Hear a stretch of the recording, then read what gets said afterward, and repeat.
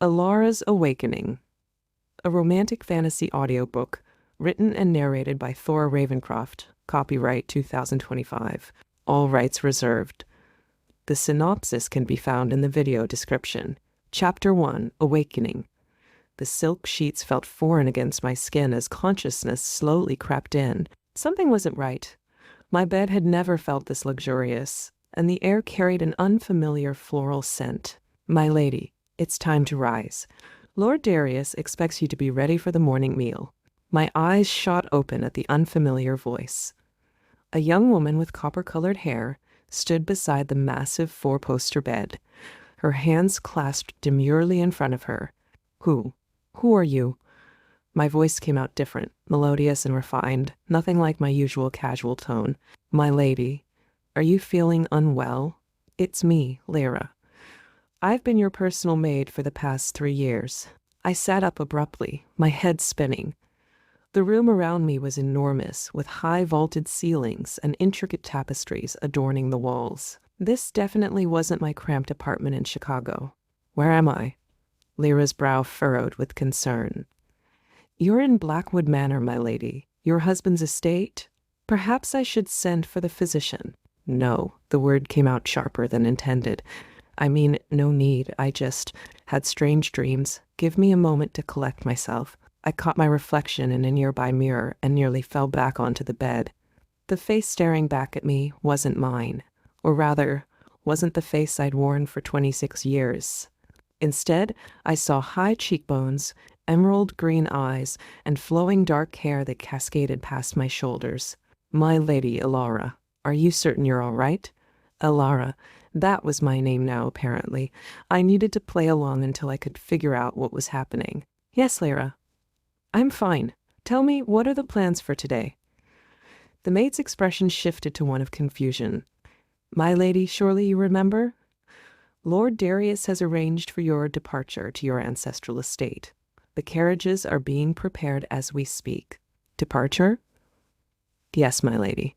After the incident, Lord Darius deemed it best for you to return to your family's estate until things settle down. The way she said incident made my skin crawl.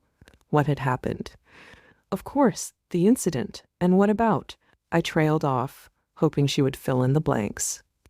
Little Lady Lilith will be accompanying you, as discussed. She's already being prepared for the journey by her nursemaid, a child. I was responsible for a child now? And Lord Darius? Lyra's eyes dropped to the floor. He will remain here, my lady. He was quite clear about that. I'll help you dress, my lady. Lyra moved to an ornate wardrobe, pulling out a deep blue traveling dress. The journey to Ravenscroft Estate will take 3 days, weather permitting. As she helped me into the dress, my mind raced. 3 days of pretending to be someone I wasn't. Someone who apparently had a complicated life involving an estranged husband and his daughter. Tell me, Lyra. I chose my words carefully. How is Lilith handling all of Tis? The poor dear doesn't fully understand, my lady. She's only 5. She keeps asking why her father won't come with us. Lyra's hands trembled slightly as she laced up my corset. But she adores you, as always. You're the only mother she's ever known. My heart clenched. Whatever had happened between this body's original owner and Lord Darius, an innocent child was caught in the middle. My lady, about the incident. Lyra's voice dropped to a whisper. The servants are talking. They say Lord Darius accused you of practicing forbidden magic, but we all know you would never. A sharp knock at the door cut her off. A stern-faced older woman entered, holding the hand of a small girl with golden curls and tear-stained cheeks. Lady Elara, the carriages are ready. The woman's tone was clipped. Little Lady Lilith wished to see you before departure.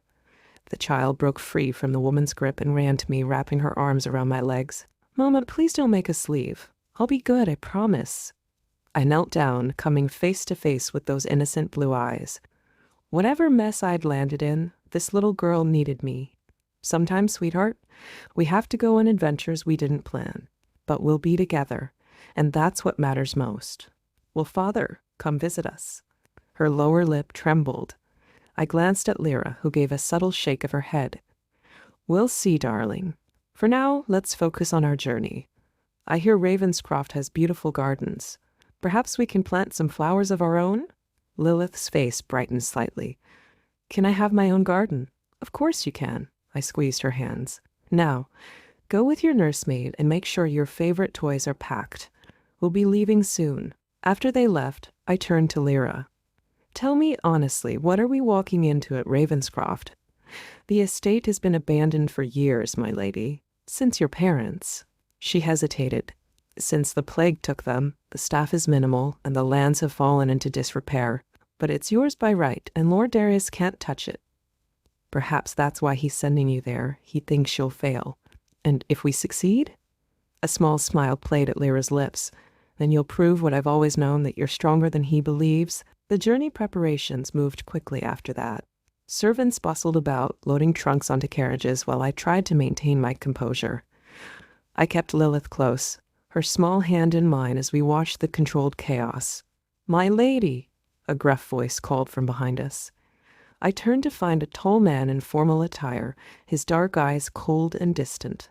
Something in my chest tightened. This must be Lord Darius. I trust you understand the terms of your departure. His voice carried the weight of unspoken threats. Perfectly. I was surprised by the steel in my own voice. "Father!" Lilith reached for him, but he stepped back, avoiding her touch. "Remember your place, Elara. Ravenscroft may be your sanctuary, but step out of line, and I'll ensure you never see Lilith again." The threat sent ice through my veins.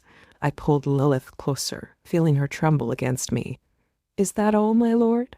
I kept my tone neutral, though rage burned beneath the surface.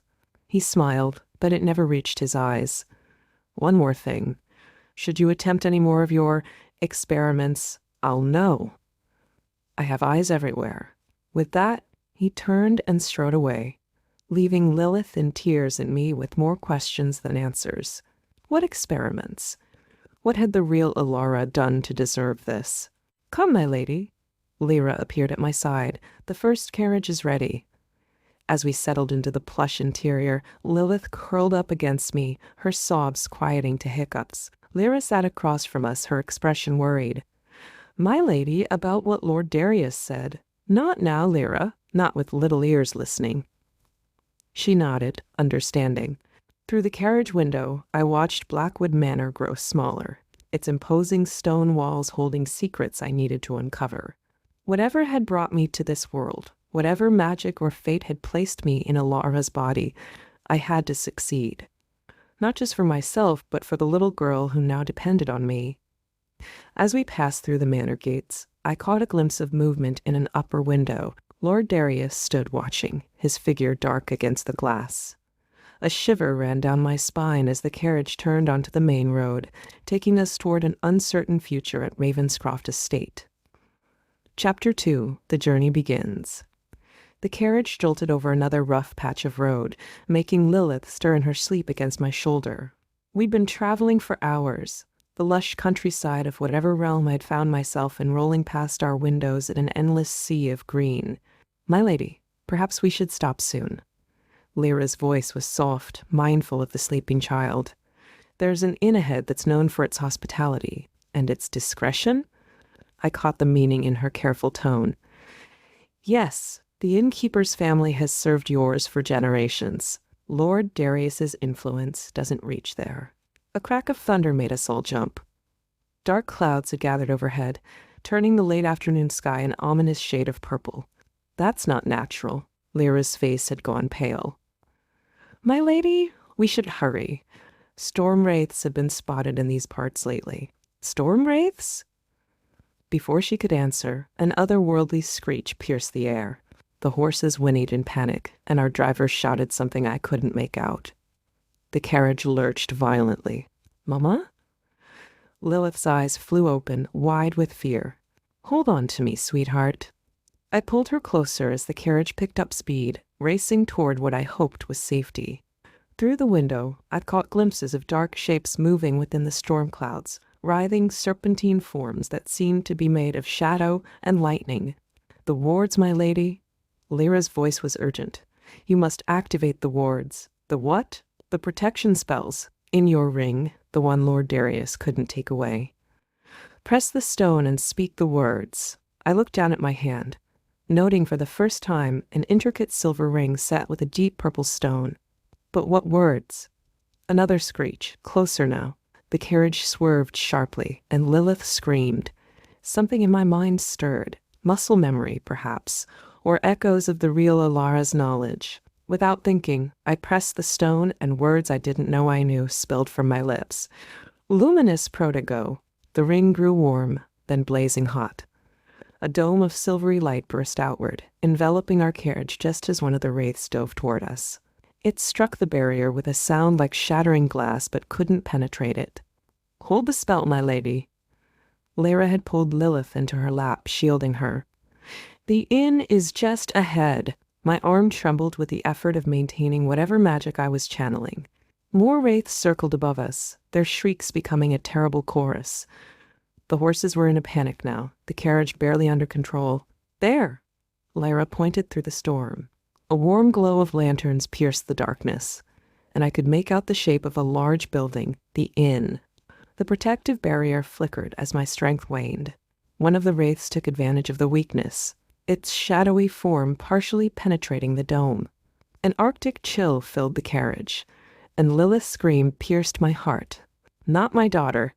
The words burst from me before I could think about them. The ring blazed brighter, and a pulse of energy exploded outward, sending the wraiths reeling back into the storm. The carriage burst into the inn's courtyard, and I saw men rushing out with blazing torches. They held them high, creating a circle of light that seemed to keep the storm wraiths at bay. Quick, my ladies. A burly man yanked open our carriage door. Inside before they regroup. We scrambled out, Lyra carrying Lilith while I struggled to maintain the protective barrier until we reached the door. As soon as we crossed the threshold, I felt something different, a tingling sensation that suggested this place had its own magical protections. Lady Elara of Ravenscroft, a woman with silver-streaked hair, bowed deeply. I am Mistress Sarah. We've been expecting you. You have? Of course. The ravens brought word of your departure from Blackwood Manor. She glanced at the windows where the storm still raged. Though it seems Lord Darius's reach extends further than we anticipated. Those wraiths, I began, were no natural occurrence, my lady. Sarah's eyes hardened. Storm wraiths can be bound to a sorcerer's will, though it's forbidden magic. Come, let's get you settled. We have much to discuss once the little one is asleep. She led us to a comfortable suite with a connecting room for Lilith. As Lyra helped the exhausted child prepare for bed, Sarah pulled me aside. My lady, forgive my boldness, but you seem different than I remember. The Elara I knew would never have managed that protection spell so effectively. Your magic has grown stronger.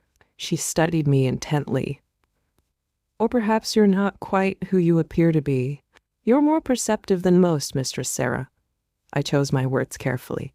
Tell me, what else do you notice? She gestured for me to sit by the hearth while servants brought hot tea. I notice a woman who wields unfamiliar power with surprising skill. I notice someone who looks at her own hands as if they belong to a stranger. Her eyes softened. And I notice how you protect Lilith with the fierceness of a true mother, despite having no blood ties to her. If you know all this, then you know I'm in a precarious position. Indeed, but perhaps that's exactly what was needed. She leaned forward, lowering her voice. The real Elara was different, talented in magic, yes, but reckless, obsessed with forbidden arts. Her experiments nearly destroyed Blackwood Manor, and Lilith with it. My blood ran cold. What happened? She attempted to open a portal to the Shadow Realm, seeking more power. The backlash nearly killed everyone in the manor. Lord Darius stopped her, but not before the damage was done. Sarah's expression darkened. The real question is, who are you, and how did you come to be in her body? I don't know, I admitted. I woke up this morning in her bed, with her face and her life in shambles. But I do know one thing. I won't let any harm come to Lilith. Those storm wraiths weren't natural, my lady. Someone sent them. Someone who knows powerful, dark magic. Darius? Perhaps, or perhaps someone working with him. Sarah stood, walking to a cabinet. She returned with a small wooden box. This belonged to your family, the Ravenscroft line. I've kept it safe, waiting for the right moment. Inside was a delicate silver pendant, carved with intricate runes. What is it? A focus stone. It will help you channel and control your magic more effectively. You'll need it. The road to Ravenscroft Estate is long, and I doubt this will be the last attempt on your life. As if to emphasize her words, another crash of thunder shook the inn. Through the windows, I could still see the storm wraith circling, waiting. Rest tonight, Sarah advised. Tomorrow, I'll teach you what I can about controlling your powers. You'll need every advantage for what lies ahead. Chapter 3, Secrets of the Mine. Dawn broke over the horizon as I stood in Ravenscroft Estate's crumbling library, dust motes dancing in the early morning light. After a week of settling in, the reality of our situation was becoming clear. We were nearly destitute. These ledgers are troubling, my lady. Lyra spread another ancient book before me. The estate's coffers are almost empty. I traced my fingers over faded entries, trying to make sense of the flowing script. There must be something we're missing. An estate this size would have had multiple sources of income. Well, Lyra hesitated, glancing around as if the walls might be listening. There are rumors about the old gem mine in the northern hills. It was the source of your family's wealth for generations. Was? It was sealed 20 years ago, after your parents. She trailed off, then continued in a whisper. Some say it's cursed now. Strange lights, odd noises. The villagers won't go near it. A knock at the library door made us both jump. Sarah entered, carrying a tray of tea and fresh bread. After our encounter with the storm wraiths, she'd insisted on accompanying us to Ravenscroft. I see you've discovered the mine documents. She set the tray down. I was wondering when you'd ask about it. What happened there, really? Sarah's eyes grew distant. The official story is that there was a collapse, but your father's last letter to me told a different tale. He spoke of something they found deep in the earth, something that shouldn't have been disturbed. And now? Now the mine sits abandoned, its wealth untapped. Sarah pulled an old map from a nearby shelf. But if you could reopen it. We could save the estate, I finished her thought. Where's the nearest city? We need information supplies. Silvercrest lies 3 days' ride east, but my lady, the road is dangerous, especially now. I have to try, for Lilith's sake. I looked out the window to where the little girl played in the overgrown garden. We can't survive here without income. Then I'm coming with you, Lyra declared. No, I turned back to them. You need to stay with Lilith. Sarah, will you accompany me instead? Your knowledge of magic could prove useful. I'll go with you, Sarah agreed. But first, there's something you should see. She pulled an old journal from beneath her robes. This belonged to your father. I've been waiting for the right moment to share it. The leather-bound book was worn, its pages yellowed with age. Opening it, I found entries dated just before the mine's closure, day 147 of excavation. We've broken through to a new chamber. The crystals here are unlike anything we've seen. They pulse with their own light, sing with their own voice. But something feels wrong. The workers are experiencing strange dreams. Marcus swears he saw shadows moving against the walls. What happened to Marcus? I asked, looking up from the journal. Disappeared, Sarah replied grimly, along with 3 others. That's when your father ordered the mine sealed. A small voice interrupted our discussion. Mama, look what I found. Lilith burst into the library, holding something that glittered in her small hands. My heart stopped when I saw what she held, a crystal that pulsed with an inner light, just like the ones described in the journal. Where did you find this, sweetheart? In the garden, under the old rose bushes. She held it up proudly. It sings to me. Sarah and I exchanged alarmed glances. Lilith, may I see it? She handed it over reluctantly. The crystal was warm to the touch, and I could feel it humming against my palm. Something stirred in my borrowed memories, a recognition of its power. This is a heartstone, Sarah breathed.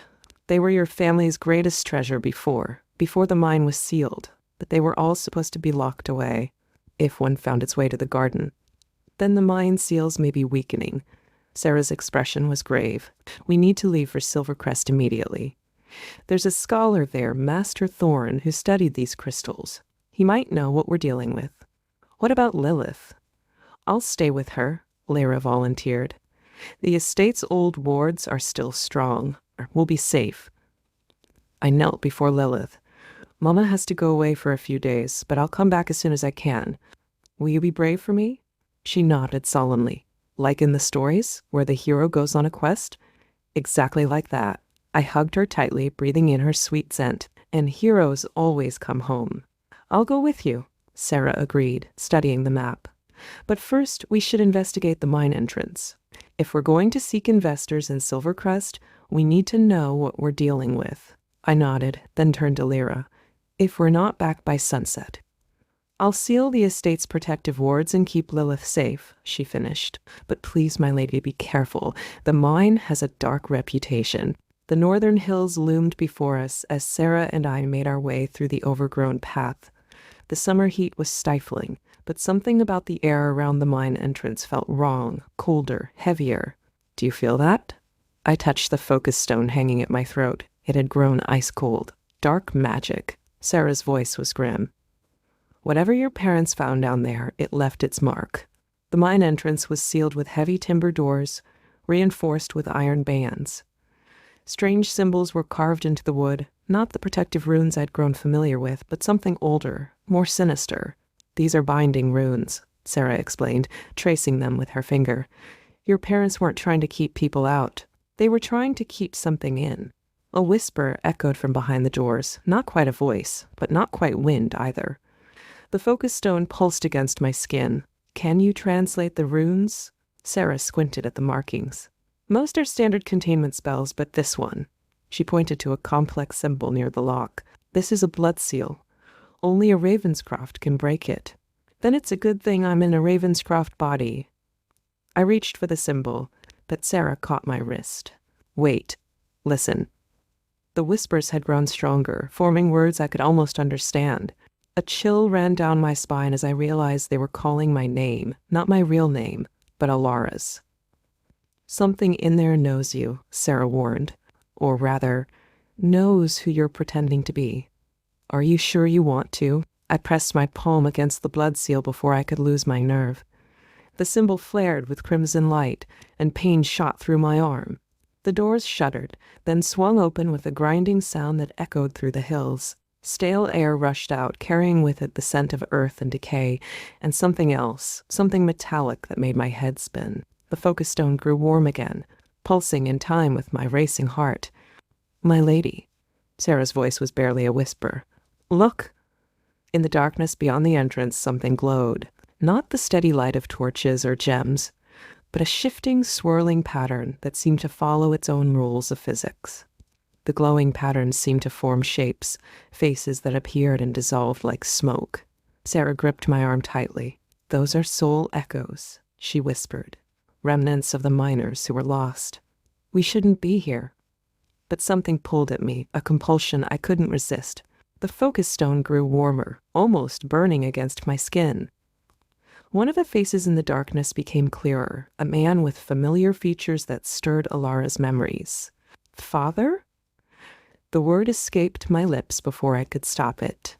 The ghostly face turned toward me, its eyes filled with an otherworldly light. When it spoke, the voice seemed to come from everywhere and nowhere at once. Elara. My child, beware the heart of the mountain. These crystals, they hunger. What do you mean? What do they hunger for? But the apparition was already fading. Other faces swirled around us, their whispers growing more urgent, more desperate. We need to leave. Sarah pulled at my arm. Now! A deep rumble shook the ground beneath our feet. From deep within the mine came a sound like crystal chiming, but distorted, wrong. The focus stone at my throat pulsed frantically. We stumbled back as something emerged from the darkness, a crystalline formation that seemed to grow before our eyes, reaching toward us with jagged fingers of light. The seal, Sarah shouted. Close it! I pressed my hand against the blood rune again, crying out as it burned my palm. The doors slammed shut with a boom that echoed through the hills, cutting off the otherworldly light and the whispers of the dead. We stood there panting as the evening shadows lengthened around us. "Well," I managed finally, "I suppose we know why the mine was sealed. This changes everything," Sarah said grimly. "We're not just dealing with a cursed mine. We're dealing with something that's alive, something that's been growing stronger for 20 years. The Heartstone Lilith found must have worked its way up through the earth." Sarah nodded. "The question is, how many more are out there? And what happens when they all wake up?" The streets of Silvercrest bustled with life as our carriage rolled through the iron gates. After 3 days of tense travel, the city's gleaming spires and magical lanterns were a welcome sight. "Remember," Sarah murmured, "we're here to meet Master Thorn and seek investors. Try not to draw attention to." Lady Elara of Ravenscroft, a booming voice cut through the crowd. A tall man with silver-streaked hair pushed through the throng, his rich merchant's robe swishing against the cobblestones. "Marcus?" Sarah's face had gone pale. "But you disappeared. The mean." The man's friendly smile didn't quite reach his eyes. "Reports of my demise were greatly exaggerated, my dear Sarah. When I heard Lady Elara had returned to claim her birthright, I simply had to pay my respects. Something about him felt wrong." The focus stone at my throat had grown ice cold again. "How kind of you," I managed, channeling what I hoped was Elara's aristocratic bearing, though I wonder how news of my return traveled so quickly. "Oh, word spreads fast in Silvercrest, especially when it concerns the Ravenscroft mines." He stepped closer, lowering his voice. "I was there, you know, the day we found them. The singing crystals. Your father wouldn't listen to reason about their potential." "And what reason was that?" His eyes gleamed with an unnatural light. "Power, my lady. Pure, unlimited power, the kind that could reshape this realm. But perhaps we should discuss this somewhere more private." "Actually, we have an appointment with Master Thorn," Sarah cut in smoothly. "Perhaps another time." "Ah, yes, the scholar." Marcus's smile turned cold. "Do give him my regards, though I doubt his academic perspective will be of much use to you. When you're ready to discuss real solutions, you can find me at the Crystal Crown Tavern." As he melted back into the crowd, Sarah gripped my arm. That was not the Marcus I knew. The real Marcus was kind, gentle. This one has been touched by whatever's in that mine, I finished. "Did you see his eyes?" "Like the crystals themselves." Sarah shuddered. "We need to find Master Thorn. Now." Master Thorn's workshop was tucked away in one of Silvercrest's winding side streets, marked only by a weathered sign depicting an open book in crystal. The scholar himself was exactly what I'd expected, elderly, bespectacled, and surrounded by teetering stacks of manuscripts. Lady Elara. He bowed awkwardly, nearly knocking over a pile of scrolls. "And Sarah, it's been too long. Please, sit. Though, mind the books." We carefully navigated through the literary maze to a small sitting area. I placed the Heartstone Lilith had found on his desk. Thorn's eyes widened behind his spectacles. "By the ancient powers, where did you find Tiss?" "In my garden at Ravenscroft Estate. But there's more." I described our encounter at the mine, the soul echoes, and Marcus's strange appearance. With each detail, Thorn's expression grew more troubled. "This confirms my worst fears," he said finally, pulling an ancient tome from a nearby shelf. 20 years ago, your father consulted me about something they'd discovered in the mine. A chamber filled with crystals unlike any we'd seen before. Living crystals. Living?" Sarah leaned forward. "How is that possible? The Heartstone crystals aren't just gems. They're more like seeds." He opened the book to reveal detailed illustrations.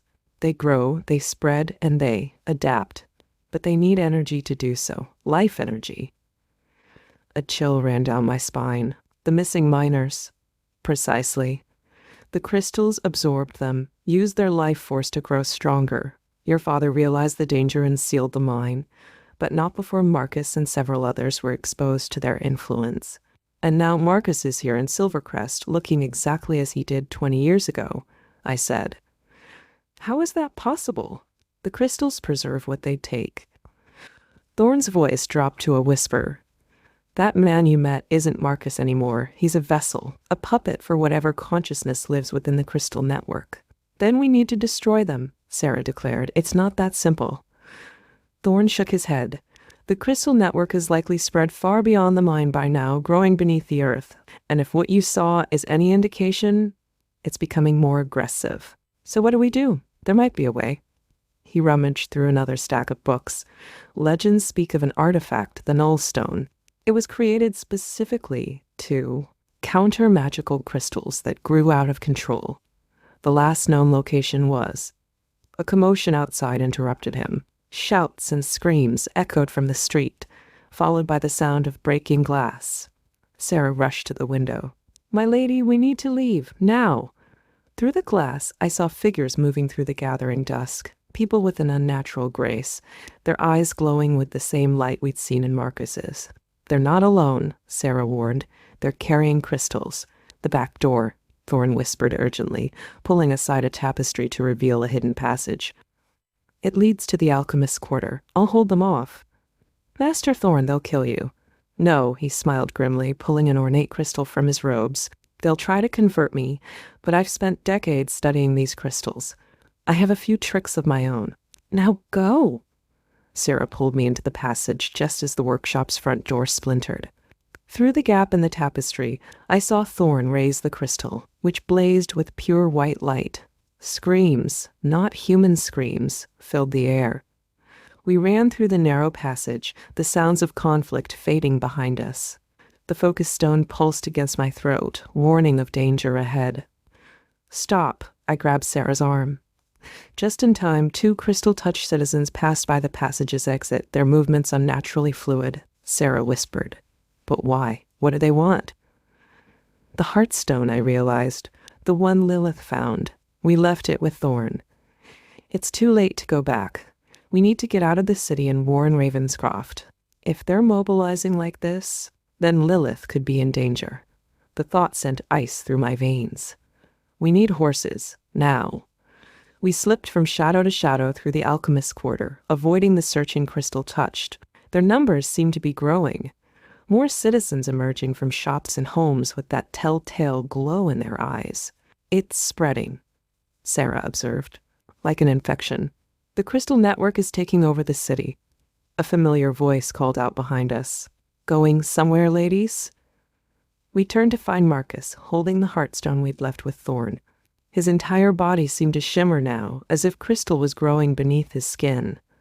"The children of the crystal welcome you home, Elara," he said, his voice resonating with an otherworldly chorus, "just as they welcomed me 20 years ago. Don't you want to see what your father discovered? What true power feels like? You're not Marcus anymore," I said, backing away slowly. "You're just a puppet for whatever's growing in that mine." He laughed, the sound like breaking glass. "Oh, I'm more Marcus than I ever was. The crystals showed me truth, showed me power. And now they want to show you too, Elara. Or, should I say," his eyes fixed on mine with terrible knowing.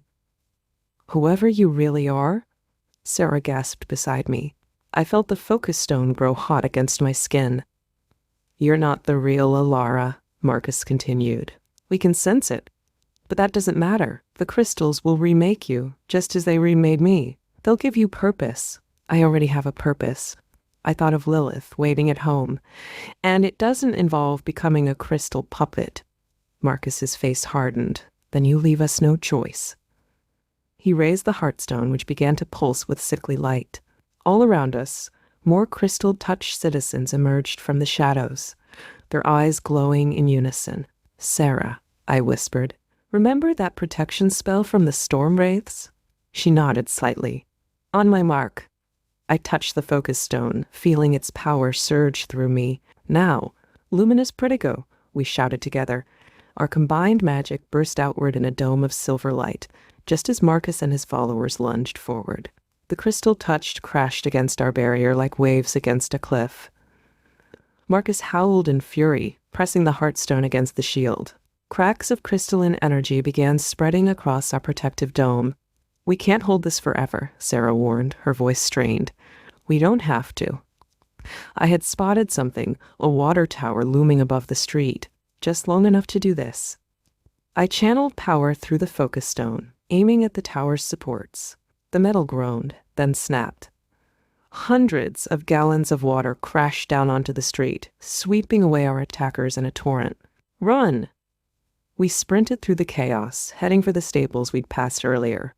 Behind us, I heard Marcus's inhuman scream of rage. "The city's lost!" Sarah panted as we ran. "If they've spread this far, then we need to warn everyone, starting with Ravenscroft Estate." I thought of Lilith and Lyra, unaware of the danger growing beneath their feet. And we need to find that null stone. Fast. Chapter 5, Shadows Rising. The journey back to Ravenscroft Estate was a blur of exhausted horses and paranoid glances over our shoulders. Every rustle in the underbrush made me flinch, expecting to see crystal-touched followers emerging from the shadows.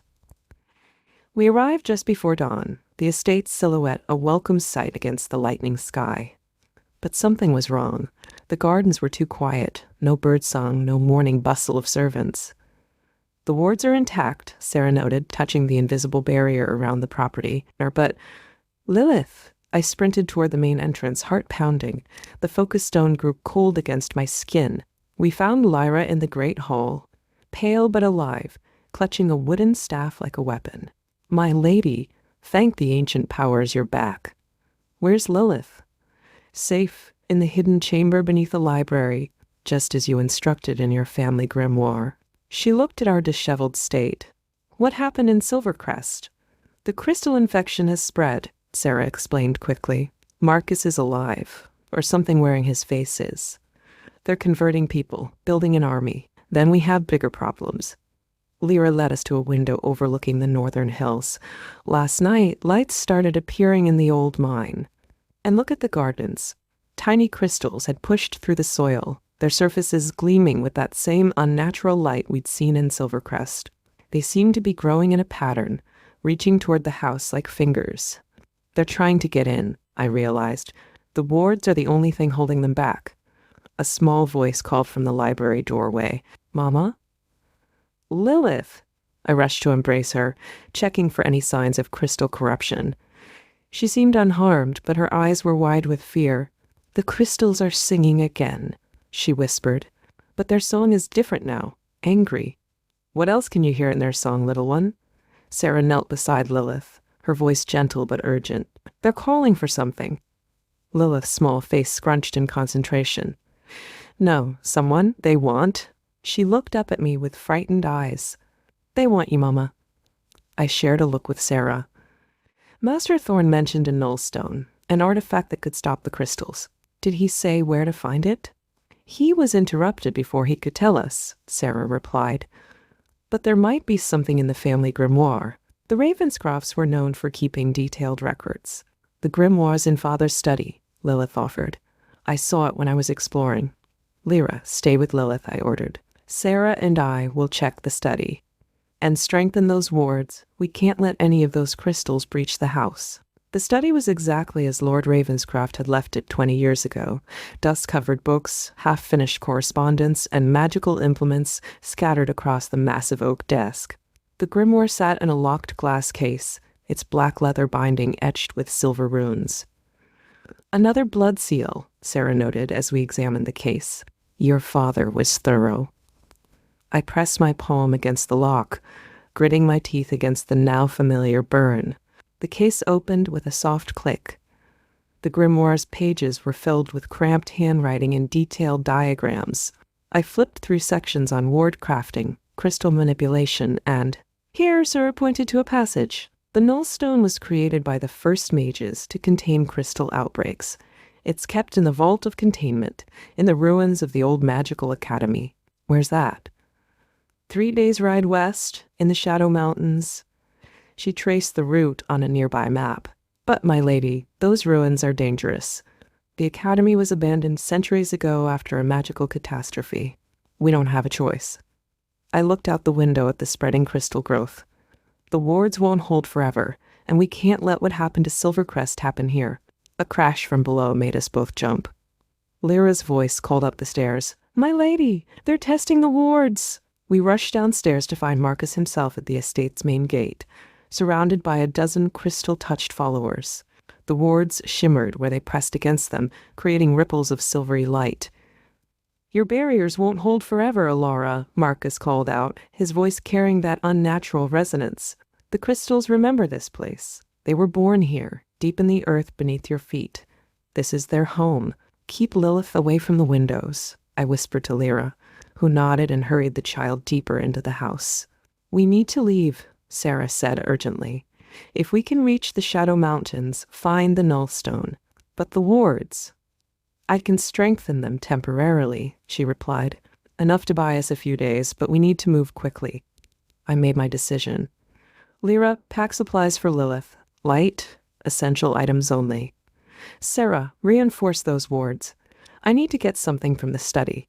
Racing back upstairs, I grabbed the grimoire and my father's journal. If there were any other clues about fighting the crystals, we'd need them. A sharp crack echoed through the estate. One of the wards had fractured. "Time to go," Sarah called. "The back gate. I've prepared horses." We gathered in the kitchen, where Lyra had Lilith bundled up and ready. The little girl's face was brave, but I could see the fear in her eyes. "Listen carefully, sweetheart," I knelt before her. "We're going on an adventure, like in your stories, but we have to be very quiet and very brave. Can you do that?" She nodded solemnly. "Like a shadow cat?" "Exactly like a shadow cat." Another crack, closer this time.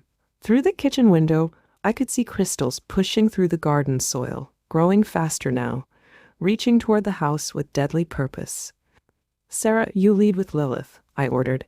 "Lyra and I will guard the rear. Whatever happens, get her to safety." As we slipped out the back gate, Marcus's voice rang out one final time. "You can't escape what you are, Elara. The crystals will remake this world, and you with it." I didn't look back as we rode into the gathering dawn, but I could feel the crystal song pursuing us, a haunting melody that promised both power and oblivion. Chapter 6, The Shadow Mountains. The Shadow Mountains lived up to their name. Even in daylight, dark clouds clung to their peaks, and the ancient trees grew so thick their branches blocked most of the sun. We'd been traveling for 2 days, staying off the main roads to avoid Marcus's crystal-touched followers. "The old academy should be just beyond that ridge." Sarah pointed to a particularly forbidding peak. "If the maps in the grimoire are accurate—" Lilith rode in front of me, unusually quiet. She hadn't complained once during our journey, but I could feel her trembling whenever we passed patches of crystal growth pushing through the forest floor. "The songs are stronger here," she whispered. "Different, older." I shared a concerned look with Sarah. The child's sensitivity to the crystals was both a blessing and a curse. She could warn us of danger, but I worried about what prolonged exposure might do to her. "My lady," Lyra called from her position as rear guard. "Riders approaching." We urged our horses into a dense thicket, watching as a patrol of crystal-touched soldiers passed by on the road below. Their armor glinted with an unnatural sheen, and their movements were too fluid, too coordinated. "They're searching the mountains systematically," Sarah observed once they'd passed. "Marcus must know about the Nullstone." "Or the crystals do," I added, remembering how they seemed to possess their own intelligence. "We need to reach the academy before—" A scream cut through the forest, high, inhuman, and far too close. Our horses whinnied in panic.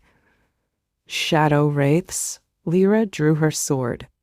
The stories were true. The Academy's guardians still protect these woods. Dark shapes materialized among the trees, vaguely humanoid but composed of writhing shadows. The focus stone blazed hot against my throat, responding to their presence. "Run."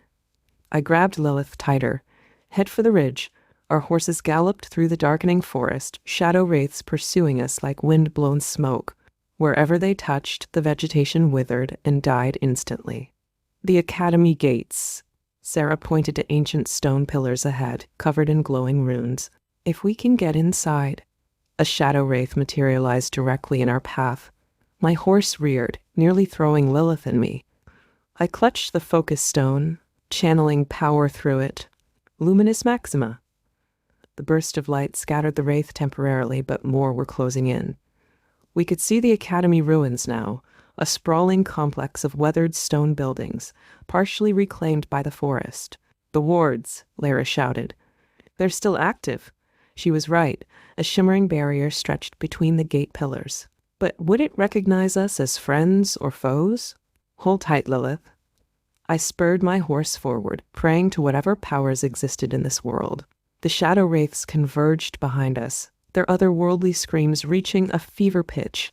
We hit the barrier at full gallop. For one terrible moment, I felt resistance. Then we were through, the wards accepting us. The shadow wraiths slammed against the barrier with inhuman shrieks, unable to follow. "Well," Sarah said, catching her breath, "at least we know the Academy's defenses still work." "Look!" Lilith pointed to the central courtyard. Crystal formations had broken through the stone, but these were different from the ones we'd seen before, darker, almost black, and completely silent. Dead crystals. Sarah examined them carefully. Whatever catastrophe happened here must have killed them. But how? The null stone, I realized. It must have been used here before, which means it's still here somewhere. Lara finished. But so were the Academy's other guardians. The shadow wraiths were just the outer defense. A low rumble echoed through the ruins, and the focus stone grew cold against my skin. Something was stirring in the depths of the Academy, something that had been waiting a very long time for visitors. The sound grew louder, a grinding of stone on stone. From the shadows of the Academy's main hall emerged a figure that made us all freeze. It appeared to be made entirely of animated stone and crystal, its core pulsing with a deep purple light, unlike the corrupted crystals we'd seen before. "A guardian construct," Sarah breathed. "The ancient mages created them to protect their most valuable artifacts." The construct's crystalline eyes fixed on us, scanning. When it spoke, its voice was like grinding granite. "State your purpose, seekers." I stepped forward, keeping Lilith behind me. "We seek the null stone. The crystal corruption has returned." The construct's eyes flared. "The protocol demands a test of worth. The unworthy shall not pass." "What kind of test?" I asked, but the construct was already moving. Its crystalline core pulsed, and suddenly the courtyard was filled with illusions, scenes from the past. I saw Lord Ravenscroft discovering the first crystals, their beautiful but deadly song calling to him. I watched as the infection spread through the miners, transforming them. And finally, I witnessed him sealing the mine, tears streaming down his face as he sacrificed everything to contain the threat. "The crystals show truth," the construct intoned. "What truth do you seek?" Looking at the illusions, at the pain and sacrifice they represented, I understood. "Not power," I said firmly, "not control. We seek to end this, to stop the corruption before it spreads further, to protect those we love." The construct studied me for a long moment. Then, slowly, it stepped aside, revealing a doorway that hadn't been there before. "The path is open," it rumbled. "But beware, the null stone demands sacrifice. All power has its price." "What kind of sacrifice?" Lara asked nervously. "That," the construct replied, "you must discover for yourselves." Chapter 7, The Price of Power. The doorway led to a spiraling staircase that descended deep beneath the Academy. Our footsteps echoed off ancient stones as we made our way down, magical torches flickering to life as we passed. "Stay close, Lilith," I whispered, holding her small hand tightly. The focus stone's pulse had become erratic, as if confused by the magical energies surrounding us. "The air feels strange here," Sarah noted, running her fingers along the wall inscriptions, like the moment before a lightning strike. The staircase opened into a vast chamber, its ceiling lost in darkness above. At its center stood a pedestal, and upon it, floating in a column of purple light, was what could only be the null stone, a perfect sphere of deepest black that seemed to absorb all light around it. "It's singing," Lilith said suddenly, "but it's sad. So sad." Before I could respond, the chamber filled with more illusions, but these were different from the ones above. These showed the Academy in its prime, filled with mages studying crystal magic. Then came the corruption, crystals growing out of control, consuming everything they touched. Finally, we witnessed the desperate use of the null stone, how it had saved the Academy but at a terrible cost. "The sacrifice," Lyra breathed. "All those mages," They gave their life force to power the nullstone, Sarah realized. That's why the crystals here are dead. The stone absorbed all their energy. A voice echoed through the chamber, not the constructs, but something older, deeper. The price remains. Life for life, power for power. Who will pay? I stepped forward, but Sarah grabbed my arm. My lady, no. We don't know what it will take. We don't have a choice. I thought of Ravenscroft Estate, of Silvercrest falling to the crystal corruption. If we don't stop this now... A familiar voice cut through the chamber's silence. Indeed, we don't have a choice. Marcus emerged from the shadows, his crystal-corrupted form even more pronounced than before. Behind him came more crystal-touched followers, including some wearing the uniforms of Ravenscroft guards. The estate has fallen, he announced with cruel satisfaction. The wards finally broke. Soon, all of Ravenscroft will join the crystal consciousness. No, Lilith cried out, but Lyra pulled her back protectively. The nullstone requires sacrifice, Marcus continued. But why destroy when you can transform? Join us, Elara. Let the crystals remake you, as they remade me. I felt the focus stone pulse against my throat, responding to the corrupted crystal energy filling the chamber. But there was something else, too. A whisper from the nullstone itself, barely perceptible beneath the crystal song. You're right about one thing, Marcus, I said, stepping closer to the pedestal. A sacrifice is required, but not the kind you think. The focus stone grew warmer, and suddenly I understood. It wasn't life force the nullstone needed, it was purpose, intent. The previous mages hadn't just given their lives, they'd given their combined will to contain the crystal corruption. Sarah, I called out, not taking my eyes off Marcus. Remember what you taught me about magical resonance? She caught on immediately. The focus stone, it could act as a conduit. Enough. Marcus lunged forward, his crystalline form distorting grotesquely. Take them, but I was already moving. I grabbed the nullstone with one hand and clutched the focus stone with the other. The two artifacts resonated together, creating a harmony that cut through the crystal song like a blade. The sacrifice isn't death, I declared, feeling power surge through me. It's choice. And I choose to end this. Mama, no. Lilith clung to my skirts. The stone, it's hungry, so hungry. I knelt before her, brushing tears from her cheeks. Sometimes we have to make hard choices to protect the ones we love. Remember what your father taught you about duty? Her small face hardened with understanding beyond her years. But I can't lose you, too. Step aside, my lady. Sarah's voice was firm. I'll do it. Sarah, no, think about it, she insisted. You're needed here. Lilith needs you. The estate needs you. I'm just a scholar, but I understand the crystals better than anyone. It has to be me. Before I could protest, she strode toward the nullstone. The purple light intensified, reaching out to her like eager fingers. Sarah, wait, I called out. There has to be another way. She turned back, smiling sadly. There isn't, but I can give you the knowledge you need. She pulled a small journal from her robes and tossed it to me. Everything I've learned about the crystals is in there. Use it well. The chamber's voice spoke again. The offering approaches. Is this your choice? It is, Sarah replied firmly. No, I lunged forward, but Lyra held me back. My lady, look. The purple light had changed, becoming almost gentle as it enveloped Sarah. But something else was happening. The focus stone around my neck had begun to glow with an intensity I'd never seen before. The stones are linked, Lilith whispered in wonder. They're sharing. The chamber filled with resonant power as the nullstone and focus stone connected, creating a bridge of energy. Sarah gasped as the light lifted her off her feet. It's beautiful, she breathed. I can see everything. Marcus and his followers were frozen in place, transfixed by the spectacle before them. The light connecting the nullstone and focus stone grew brighter, filling the chamber with pure, cleansing energy. Sarah's voice echoed strangely, as if coming from everywhere at once. I understand now. The crystals weren't meant to corrupt, they were meant to connect. But something went wrong, twisted their purpose.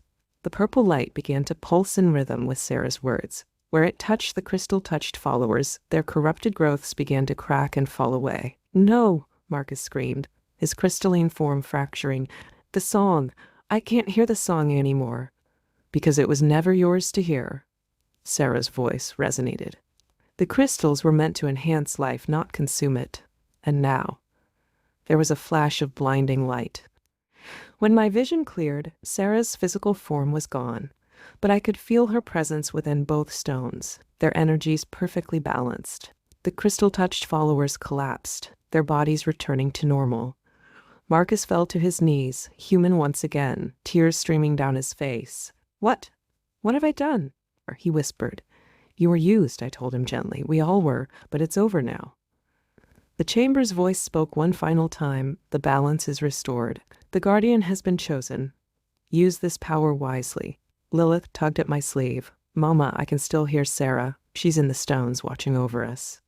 I touched the focus stone, feeling its familiar warmth, now tinged with Sarah's essence. She'd given herself not as a sacrifice of death, but as a transformation, becoming part of the very power that would protect us. Let's go home, I said, gathering Lilith close. We have an estate to rebuild. As we climbed the stairs back to the surface, I could have sworn I heard Sarah's laugh echoing through the chamber, joyful and free. Chapter 8. Dangerous Alliances. The return journey to Ravenscroft Estate was markedly different from our desperate flight. The Nullstone, now safely contained in a specially crafted box, pulsed with Sarah's transformed essence. Through the focus stone, I could sometimes hear whispers of her thoughts, guiding us home. Marcus traveled with us, though under Lyra's constant watch. The man who emerged from the crystal corruption was a shadow of his former self, haunted by memories of what he'd done. I can still hear echoes of the song, he admitted one evening by the campfire, but it's different now, like a warning instead of a temptation. The crystals weren't meant to corrupt, I repeated Sarah's revelation. Something twisted their original purpose. Or someone, Lilith added quietly, drawing in the dirt with the stick.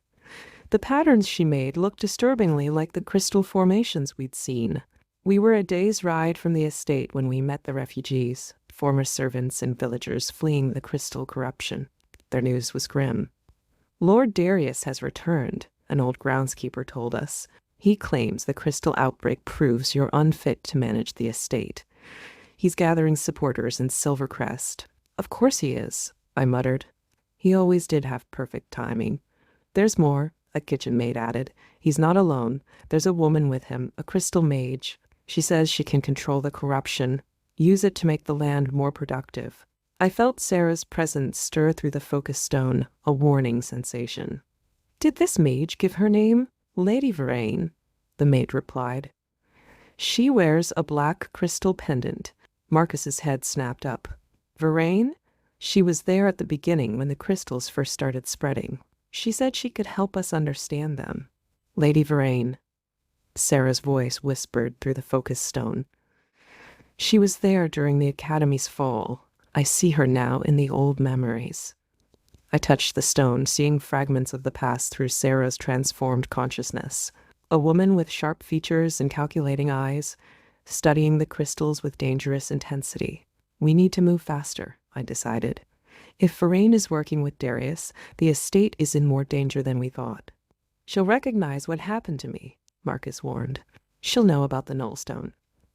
We pushed our horses hard, arriving at Ravenscroft Estate just before dawn. The crystal growths had withered and died, leaving behind strange, hollow formations like abandoned insect nests. But there were new problems. Darius's banner flew over the main gate, and armed men patrolled the walls. They're expecting us. Lyra observed grimly. Good. I touched both the focus stone and the Nullstone's container, feeling their combined power. Let's not disappoint them. We approached openly, making no attempt at stealth. The gate guards recognized me immediately, their expressions uncertain. Lady Ravenscroft, one called down. Lord Darius ordered us to. To what? I interrupted. Bar me from my own home, the home my father built, the home I've sworn to protect? The guards shifted uncomfortably. Behind them, I saw a figure in black approaching. Lady Verraine herself, exactly as she appeared in Sarah's memories. Welcome home, Lady Elara, she called out, her voice honey-sweet but cold. We have so much to discuss. Open the gates, I commanded. The guards hesitated, looking between me and Lady Verraine. Do as she says, Verraine smiled. After all, this is still her home. For now, the gates creaked open. I rode in first, Lilith close behind with Lyra, while Marcus hung back, his face hidden beneath a hood. As we entered the courtyard, I saw the changes Darius had already made, his personal guards stationed at every corner, and black crystal formations carefully cultivated in decorative patterns. You've been busy, I noted, dismounting, though I don't recall giving permission for these modifications. Lord Darius felt they would help demonstrate the productive potential of controlled crystal growth, Verraine replied, something you failed to explore despite your family's history with the mines. Through the focus stone, I felt Sarah's presence surge with anger. The black crystals in the courtyard trembled slightly. Yes, I can sense it. Verraine's eyes narrowed, focusing on my neck. You've changed, Lady Elara. The focus stone feels different. Many things have changed, I agreed, including our understanding of what the crystals truly are. Indeed? She glided closer, her black crystal pendant gleaming. And what revelations have you brought back from the Shadow Mountains? Elara. Darius appeared at the top of the main stairs, looking exactly as I remembered, handsome, commanding, and utterly ruthless. I see you've met Lady Verraine. She's been most helpful in maintaining order during your absence. How convenient that you arrived just as the crystal corruption spread, I replied, almost as if you knew it was coming. A flash of something? Fear? Recognition? Crossed Verraine's face. Behind me, Marcus shifted uneasily. We have much to discuss. Darius descended the stairs. Perhaps in private? No, I said firmly. Whatever you have to say can be said here, before witnesses, starting with why you're really here and what you know about the crystal's true purpose. The air grew thick with tension. In my mind, Sarah whispered a warning. Be careful. Verraine knows more than she's showing. Much more. Chapter 9. The Crystal Mage. The name Verraine hung in the air like a poisoned blade.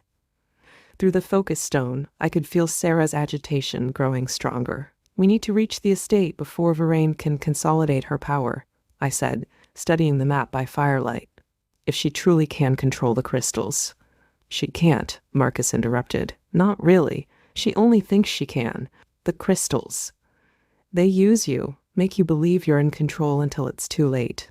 Lilith sat closer to me, her small face troubled. The black crystal she wears, it sings wrong, like a scream pretending to be music. We made camp in an abandoned watchtower that night, taking turns keeping guard. I couldn't sleep, my mind racing with possibilities.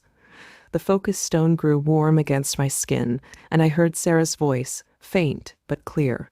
The library? Academy records? Verraine? What about them? I whispered. She was there, before the corruption, expelled. Before I could ask more, Lyra's warning cry split the night. Riders approaching.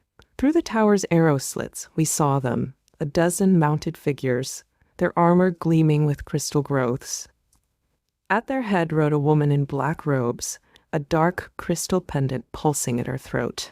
Lady Elara, her voice carried easily in the night air. I am Lady Verraine. Lord Darius sends his regards and an invitation to return home, under proper supervision, of course. How generous, I called back, signaling Lyra to ready our escape route. And what makes him think I need supervision? The crystal outbreak proves otherwise. Verraine's smile was visible even in the darkness. But I can help you control it, harness its power. Together, we could make Ravenscroft greater than ever. The focus stone burned cold, Sarah's warning. Whatever Verraine was offering, it was a trap. Your offer is generous, I called back, buying time as Lyra helped Lilith onto a horse. But I've seen what happens to those who try to control the crystals. Have you? Verraine's voice sharpened. Or have you only seen what others, in their weakness, failed to achieve? The crystals are tools, Lady Elara. Powerful tools that could restore your family's legacy. Marcus stepped forward, throwing back his hood. Like you helped me restore mine, Lady Verraine? The crystal mage's composure cracked for just a moment.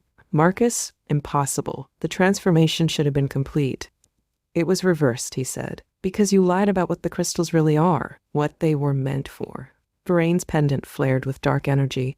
Fool, I showed you power beyond imagining, and you threw it away. She raised her hand, and the crystal formations on her soldier's armor began to pulse.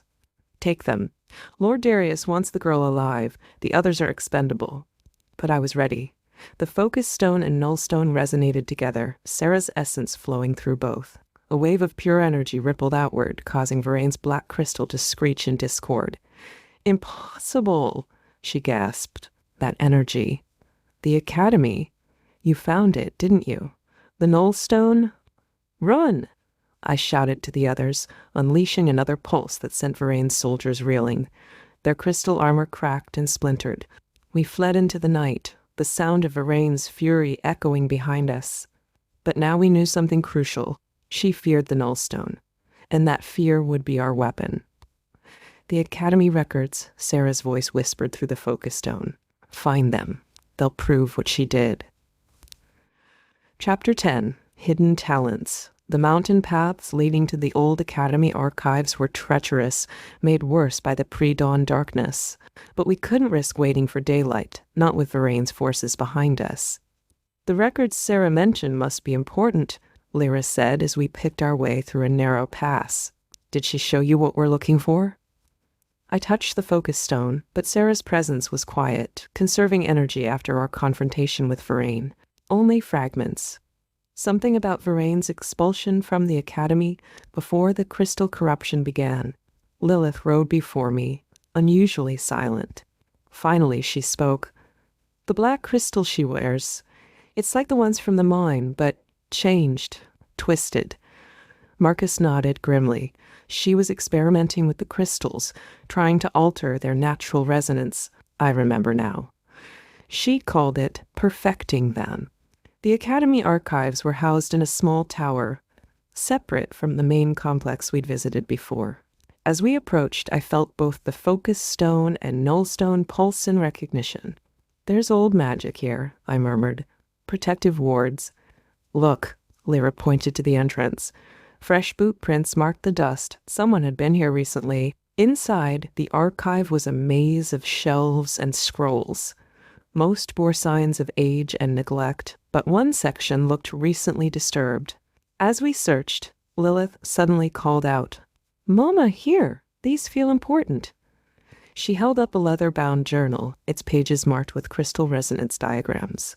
The focus stone warmed against my skin as Sarah's presence stirred. Yes, Verane's research, her experiments. But before I could take the journal, a familiar voice cut through the silence. I wondered if you'd come here. Verane stepped from the shadows, her black crystal pendant pulsing with unnatural light.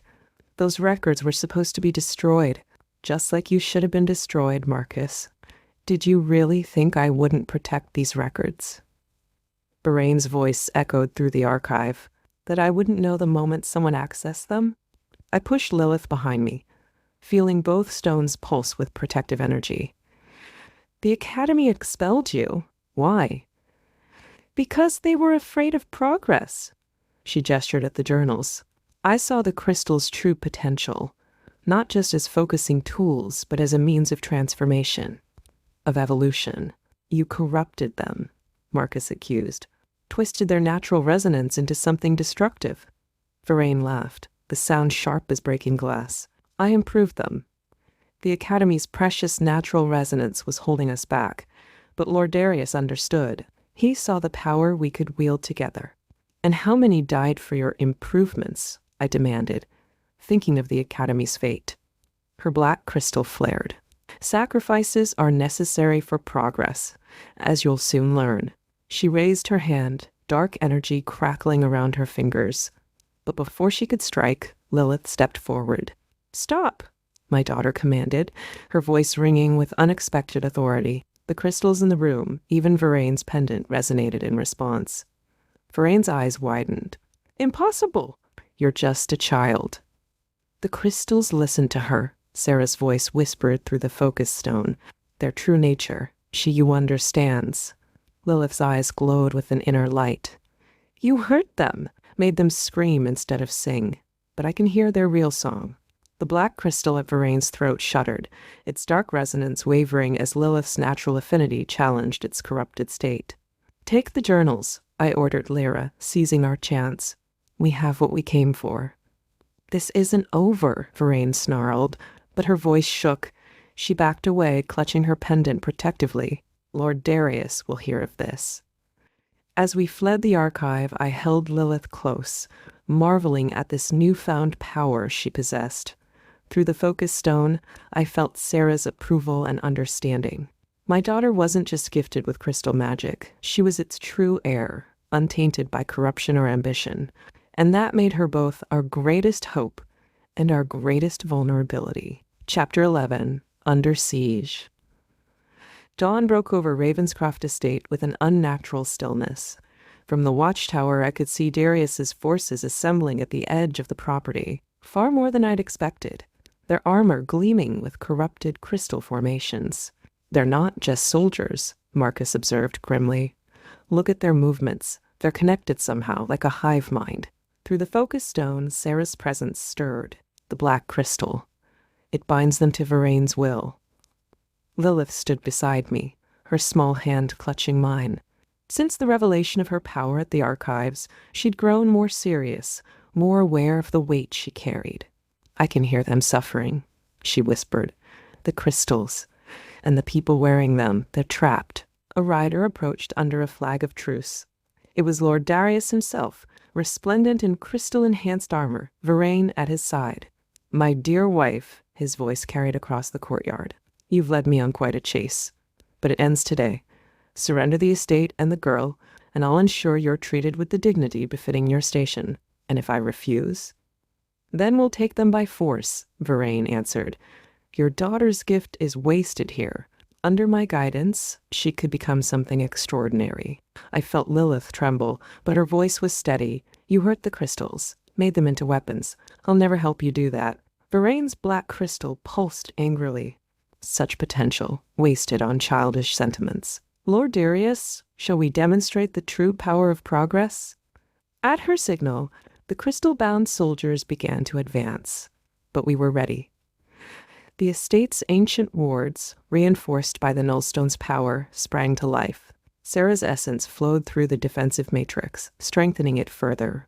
So be it, I declared, the focus stone warming against my skin. You want a demonstration of power? Let's see how your corrupted crystals fare against their true nature. The siege of Ravenscroft had begun. The first wave broke against our defenses like water on stone. The corrupted crystals in their armor shrieked in discord as they met the pure resonance of our wards. Hold the line, I commanded, channeling power through both stones. Sarah's essence flowed through the estate's ancient defenses, strengthening them. Lilith stood in the central courtyard, her eyes closed in concentration. Around her, the natural crystal formations in the estate's foundations began to sing in harmony, reinforcing our protection.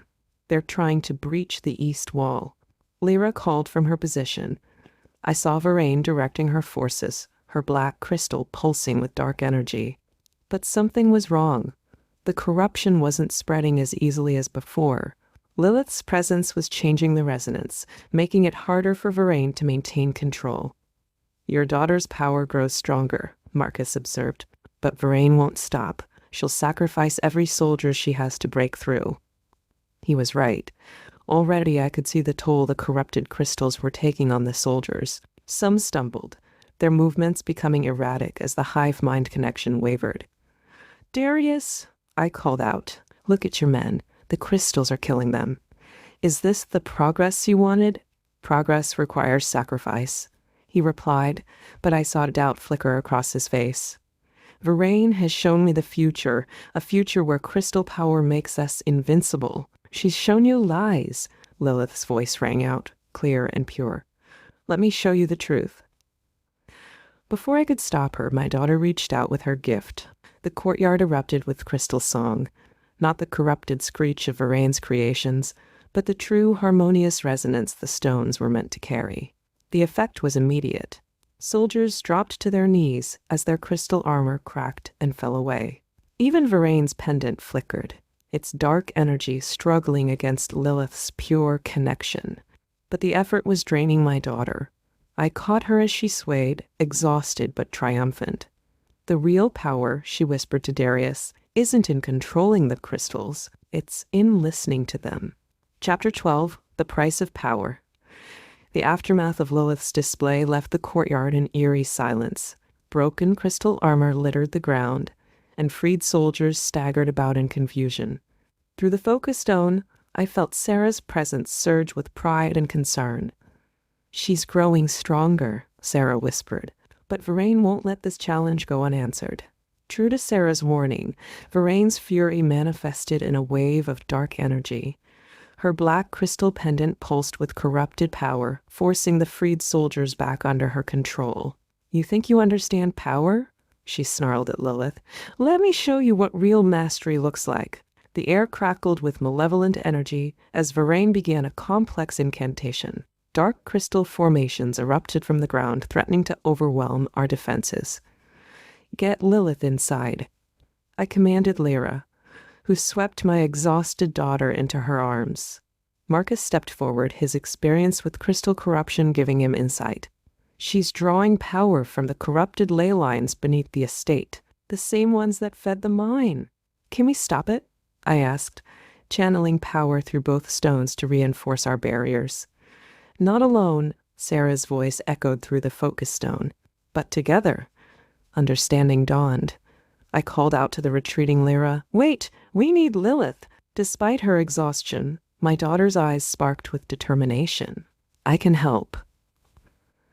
We formed a circle, myself with both stones, Lilith with her natural gift, Marcus with his hard-won knowledge of corruption, and even Lyra, whose unwavering loyalty added its own kind of power.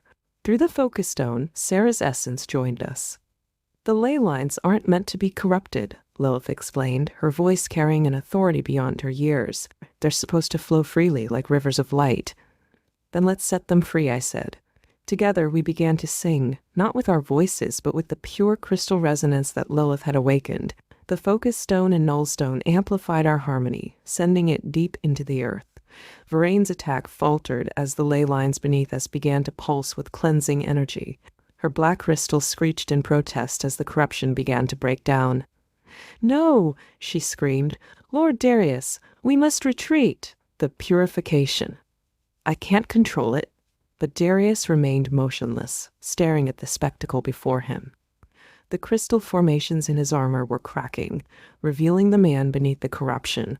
"The estate," he whispered. "I remember now, before the crystals, before Varaine. I loved this place. The corruption affected your mind," I told him. "Made you forget who you really are." Varaine backed away, her control slipping. "Weak fool, you'd throw away everything we've built?" "Built on lies and death," Darius replied, his voice strengthening. "No more." The black crystal at Varaine's throat pulsed one final time before shattering. The crystal mage screamed, not in pain, but in rage and despair. Dark energy swirled around her as she fled, taking her remaining loyal forces with her. But victory came at a cost. Lilith collapsed, drained by the effort of purifying the ley lines. Marcus swayed on his feet, the remnants of his corruption burning away. Even I felt the strain of channeling so much power. "Rest now," Sarah's voice soothed through the focus stone. "The real work is just beginning." Darius approached cautiously, his armor now free of corruption. "Elara, I don't expect forgiveness, but let me help make this right."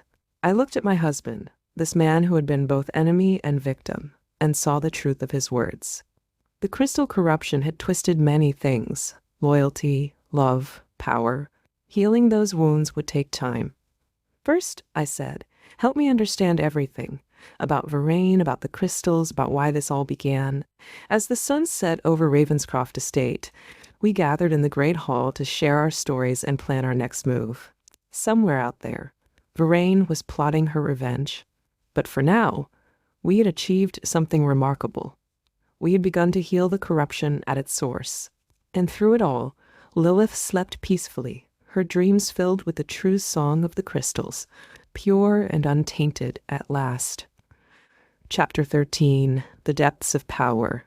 The days following Varaine's retreat brought both relief and renewed tension to Ravenscroft Estate.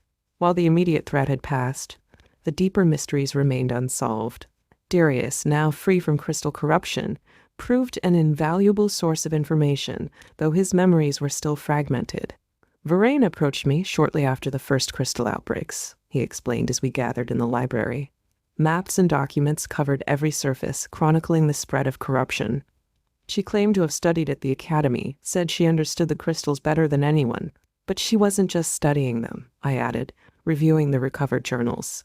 She was experimenting, trying to alter their fundamental nature. Lilith sat nearby, still pale from her efforts during the siege, but her eyes bright with interest. The crystals remember her experiments. They hold memories, like the focus stone does with Sarah. Through that very stone, Sarah's presence stirred. The academy archives weren't complete. There's more. Hidden facilities where Varain conducted her real work. Marcus nodded grimly. I remember fragments, underground chambers beneath the academy filled with failed experiments. That's where she first succeeded in corrupting the crystal resonance. And that's where we need to go, I decided. If we're going to stop her permanently, we need to understand exactly what she did and how to counter it. Darius looked troubled. The academy ruins are dangerous, especially the lower levels. The corruption there runs deep, which is precisely why we must go, Lyra interjected. As long as those corrupted chambers exist, they're a resource Varain can draw upon. I touched the Nullstone's container, feeling its steady pulse. With this, and Lilith's natural ability to purify corruption, we might be able to cleanse those chambers completely. Darius stood abruptly. You can't take Lilith there. It's too dangerous. I have to go, our daughter said quietly. The crystals are calling to me. They want to be free. The argument that followed was intense, but brief. In the end, we all knew Lilith was right. Her gift was essential to our mission, but the risks were enormous. We'll need to prepare carefully, I said, ending the debate. Gather supplies, study the academy's layout, and most importantly, find a way to protect Lilith while she works. I can help with that, Marcus offered. My experience with the corruption might let me create protective wards, especially if we combine them with the Nullstone's power. As dawn broke the next day, preparations began in earnest.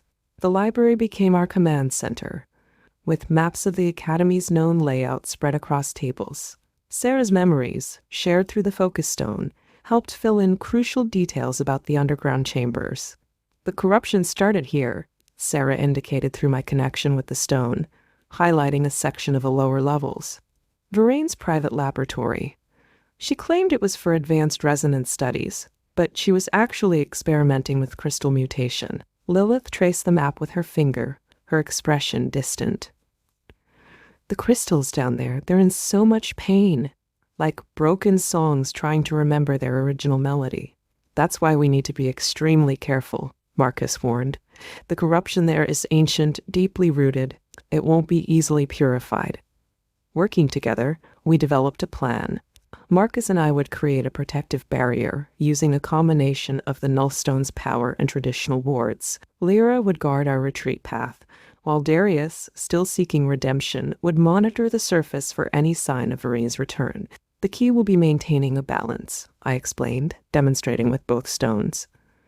Too much purification power at once could cause a violent reaction in the corrupted crystals. We'll need to work gradually, letting Lilith guide the process. Like healing a wound, my daughter nodded, layer by layer. Over the next few days, we gathered supplies and strengthened our defenses. Marcus worked tirelessly on protective charms, infusing them with traces of purified crystal energy. Lyra drilled the estate guards in new formations, preparing for any surprise attacks. Through it all, I watched Lilith grow more confident in her abilities. She spent hours in the estate's gardens, practicing her gift on smaller, corrupted crystal formations. The transformation was beautiful to witness. Dark, twisted shapes gradually returning to their natural, harmonious state. She's remarkable, Darius observed one evening, watching our daughter work. I was so blind before, seeing only the power that could be extracted from the crystals. I never understood their true nature. None of us did, I admitted, except Lilith. She heard their song from the beginning. Finally, after a week of preparation, we were ready.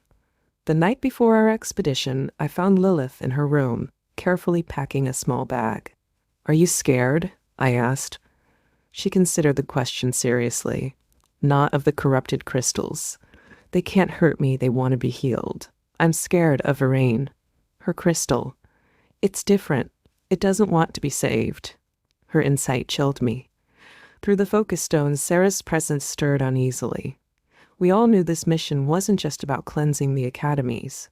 Corruption. It was about understanding our enemy, and perhaps finding a way to stop her permanently. As dawn broke on the day of our expedition, the air felt heavy with anticipation. We gathered in the courtyard, our preparations complete. The focus stone and null stone pulsed in harmony, as if sensing the importance of our mission. "Remember," I addressed our small group, "we're not just going to explore, we're going to cleanse these chambers completely. No trace of corruption can remain for Varain to use." Marcus adjusted the protective charms around Lilith's neck. "These should help shield you from the worst of the corrupted resonance. But don't push yourself too hard." "I won't," she promised, though her determined expression reminded me so much of myself. The journey to the academy ruins was tense but uneventful. The morning mist clung to the ground, giving the abandoned buildings an ethereal quality.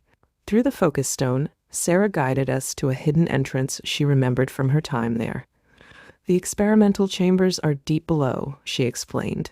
"Varain chose this location because the natural crystal formations were particularly strong here, perfect for her corruption studies." As we descended, the air grew thick with ancient power. The walls were lined with corrupted crystal growths, their dark resonance making Marcus visibly uncomfortable. Even I could feel their discordant energy trying to interfere with the focus stone's connection to Sarah. But Lilith walked confidently, seemingly unaffected. "They're like layers," she observed, touching a wall carefully. "The corruption goes deep, but underneath.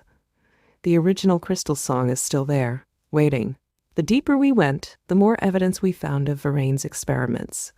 Laboratory equipment lay scattered about, notes and diagrams covered in years of dust. Marcus stopped to examine some of them.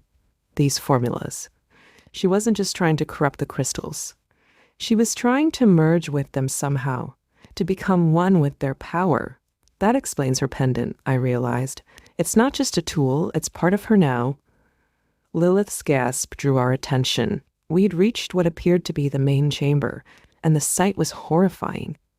Massive crystal formations filled the space, their natural beauty twisted into something grotesque. At the center stood what could only be described as an altar, dark crystal veins spreading out from it like corrupt roots. "This is where it began," Sarah's voice whispered through the focus stone, "where she first succeeded in corrupting the pure resonance, where everything changed." Lilith stepped forward, her face set with determination. "Then this is where we'll begin to make it right." The chamber's corrupted crystals pulsed with malevolent energy as Lilith began her work. Marcus and I established a protective circle around her, combining the nullstone's purifying power with traditional wards. Through the focus stone, Sarah's essence helped stabilize the delicate balance. "Start with the outer formations," I guided. "Work your way inward gradually." Lilith nodded, raising her hands. The air filled with crystal song, a haunting melody of corruption slowly transforming into pure resonance. The dark formations began to crack, revealing glimpses of their original structure beneath. "There's something else here," Lilith said suddenly, her voice strained. "Not just corruption, records, memories, trapped in the crystal matrix." Marcus stepped closer, examining the changing formations. Varain's experiments. The crystals preserved them somehow.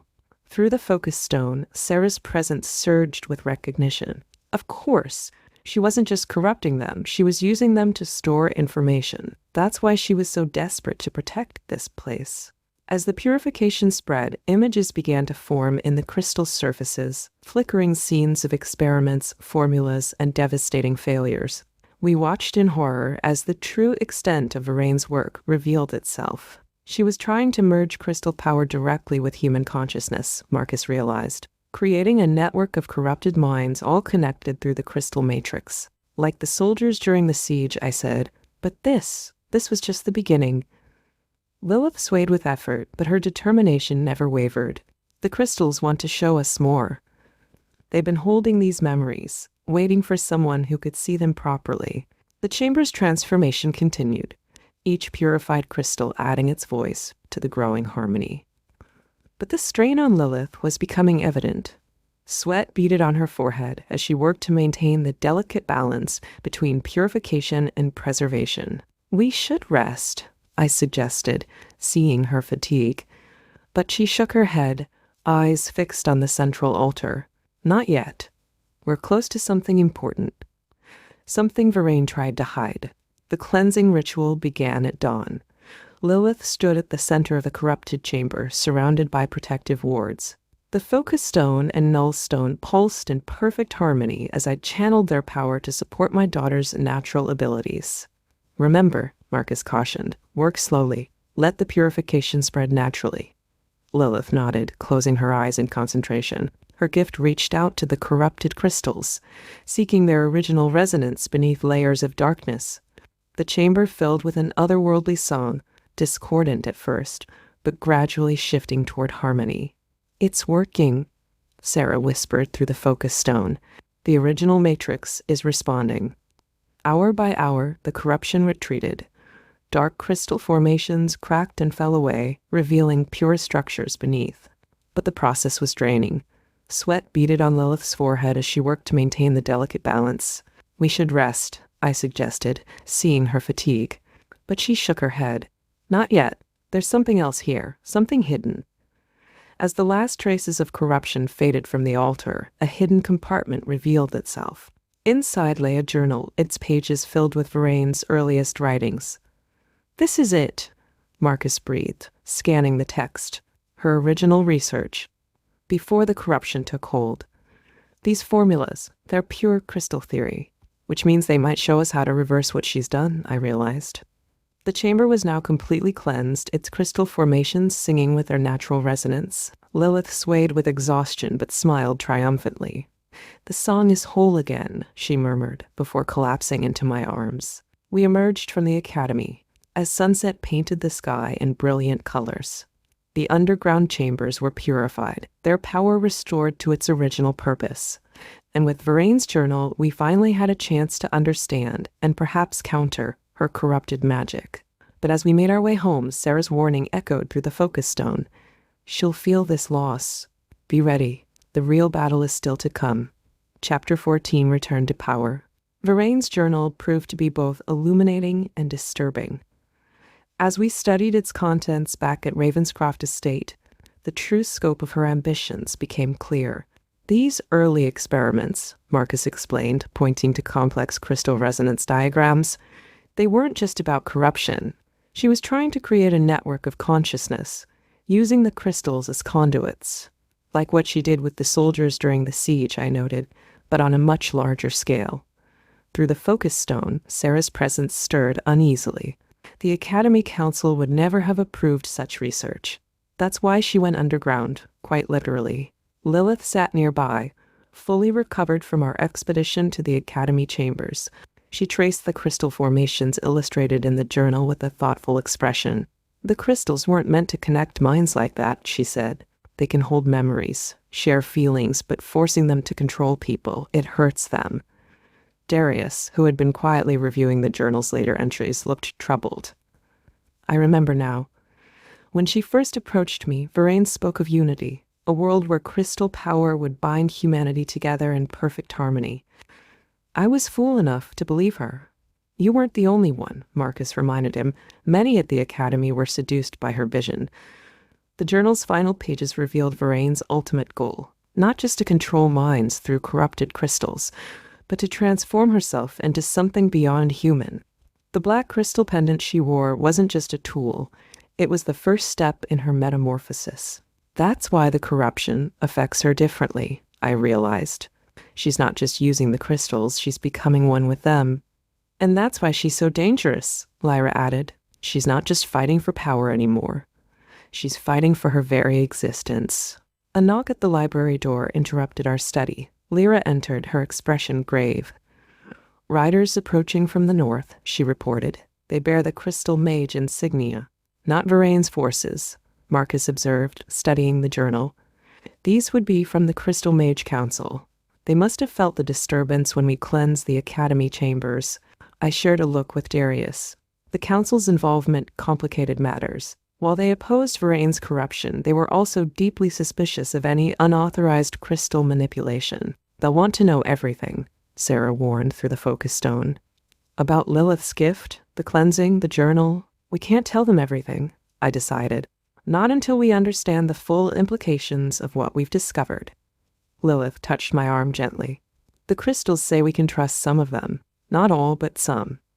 They remember who stayed pure when Varane first began her work. We quickly organized our findings, hiding the most sensitive parts of the journal. Darius volunteered to meet the council representatives first. His status as a reformed crystal corruption victim might help ease tensions. The delegation consisted of 3 senior mages, led by an elderly woman named Magistra Helena. Her sharp eyes took in everything as she entered the library, lingering particularly on Lilith. We felt the purification wave, she stated without preamble, stronger than anything we've recorded since the corruption began. And now we find Lord Darius here, apparently freed from Varane's influence. My daughter has a gift, I explained carefully. She can communicate with crystals in their pure state, help them resist corruption. Helena's eyebrows rose. Show me. Lilith stepped forward confidently, approaching a small, corrupted crystal formation we'd kept for study. As we watched, she reached out both physically and with her gift. The crystal's dark resonance gradually transformed into pure, harmonious song. The council mages exchanged meaningful looks. Remarkable, Helena breathed, but dangerous. Varane will not ignore such a threat to her power. We know, I said grimly. That's why we've been preparing. The Academy chambers were just the beginning. Helena studied us all carefully before speaking again.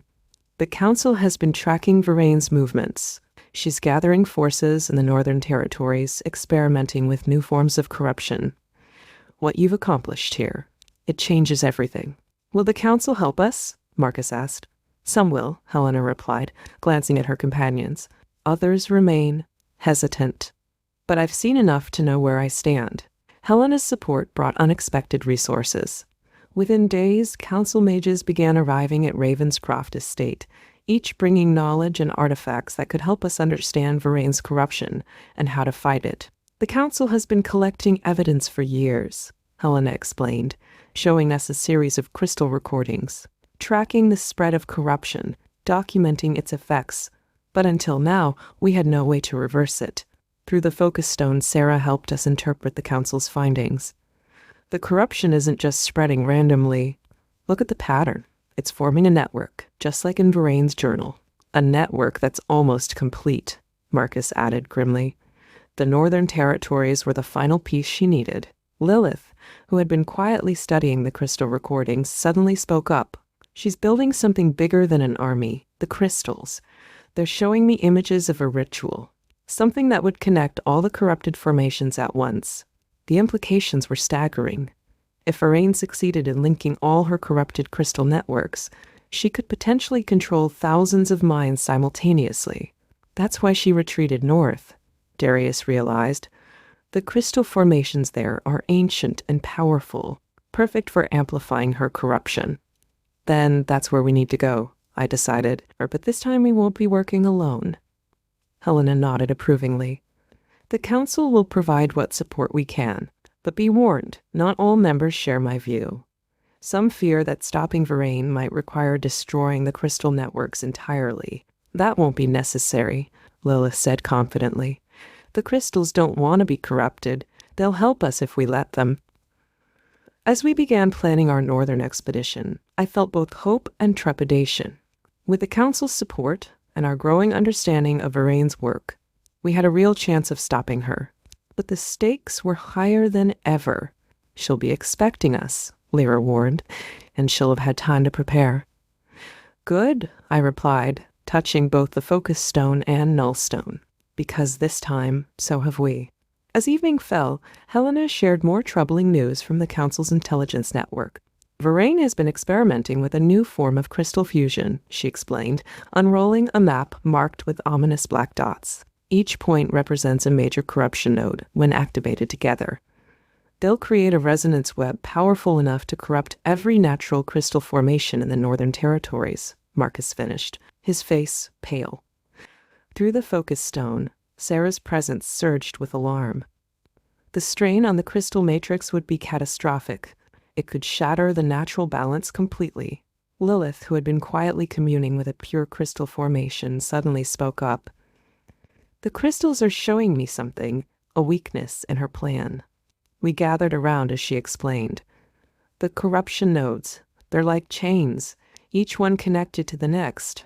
But if we can break even one link at the right moment, the entire network could collapse, Helena realized. But timing would be crucial, and getting close enough to any of these nodes while Varaine's forces are gathering. We'll need a diversion, Lyra suggested. Something to draw her attention away from whichever node we target. Darius studied the map intently. The eastern node is the most vulnerable. It's newer than the others, the corruption less entrenched. And I know the terrain. There are hidden approaches Varaine may have overlooked. It's still a massive risk, I cautioned. If we fail. If we don't try, Marcus interrupted, Varaine wins by default. And everything we've accomplished, everything Lilith has healed, will be undone. The truth of his words hung heavy in the air. We had come too far to retreat now. The cleansing of the Academy chambers had proven what was possible. Now we had to take that success and multiply it, even in the face of overwhelming odds. We'll need every advantage, Helena declared. I'll return to the council tonight, gather what support I can. But be prepared. We may have less time than we think. As our allies dispersed to begin preparations, I found Lilith standing by a window, her expression thoughtful. The crystals are afraid, she said softly, but they're also ready. They want to fight back. I wrapped an arm around her shoulders, just like us. As night fell over Ravenscroft Estate, final preparations were underway. Council mages worked alongside our own people, creating protective wards and strengthening our defenses. The focus stone and nullstone hummed with anticipation, their energies perfectly aligned. The eastern node will be our target, I confirmed to the gathered war council. Darius will lead the advance team, using his knowledge of the terrain. Lyra's forces will create a diversion to the north, drawing Varaine's attention. And I'll coordinate the council mages, Helena added. We'll maintain a barrier against corruption while Lilith works. My daughter sat quietly, absorbing the details of our plan. Through our growing bond, I could sense both her determination and her concern. What troubles you? I asked when the others had dispersed.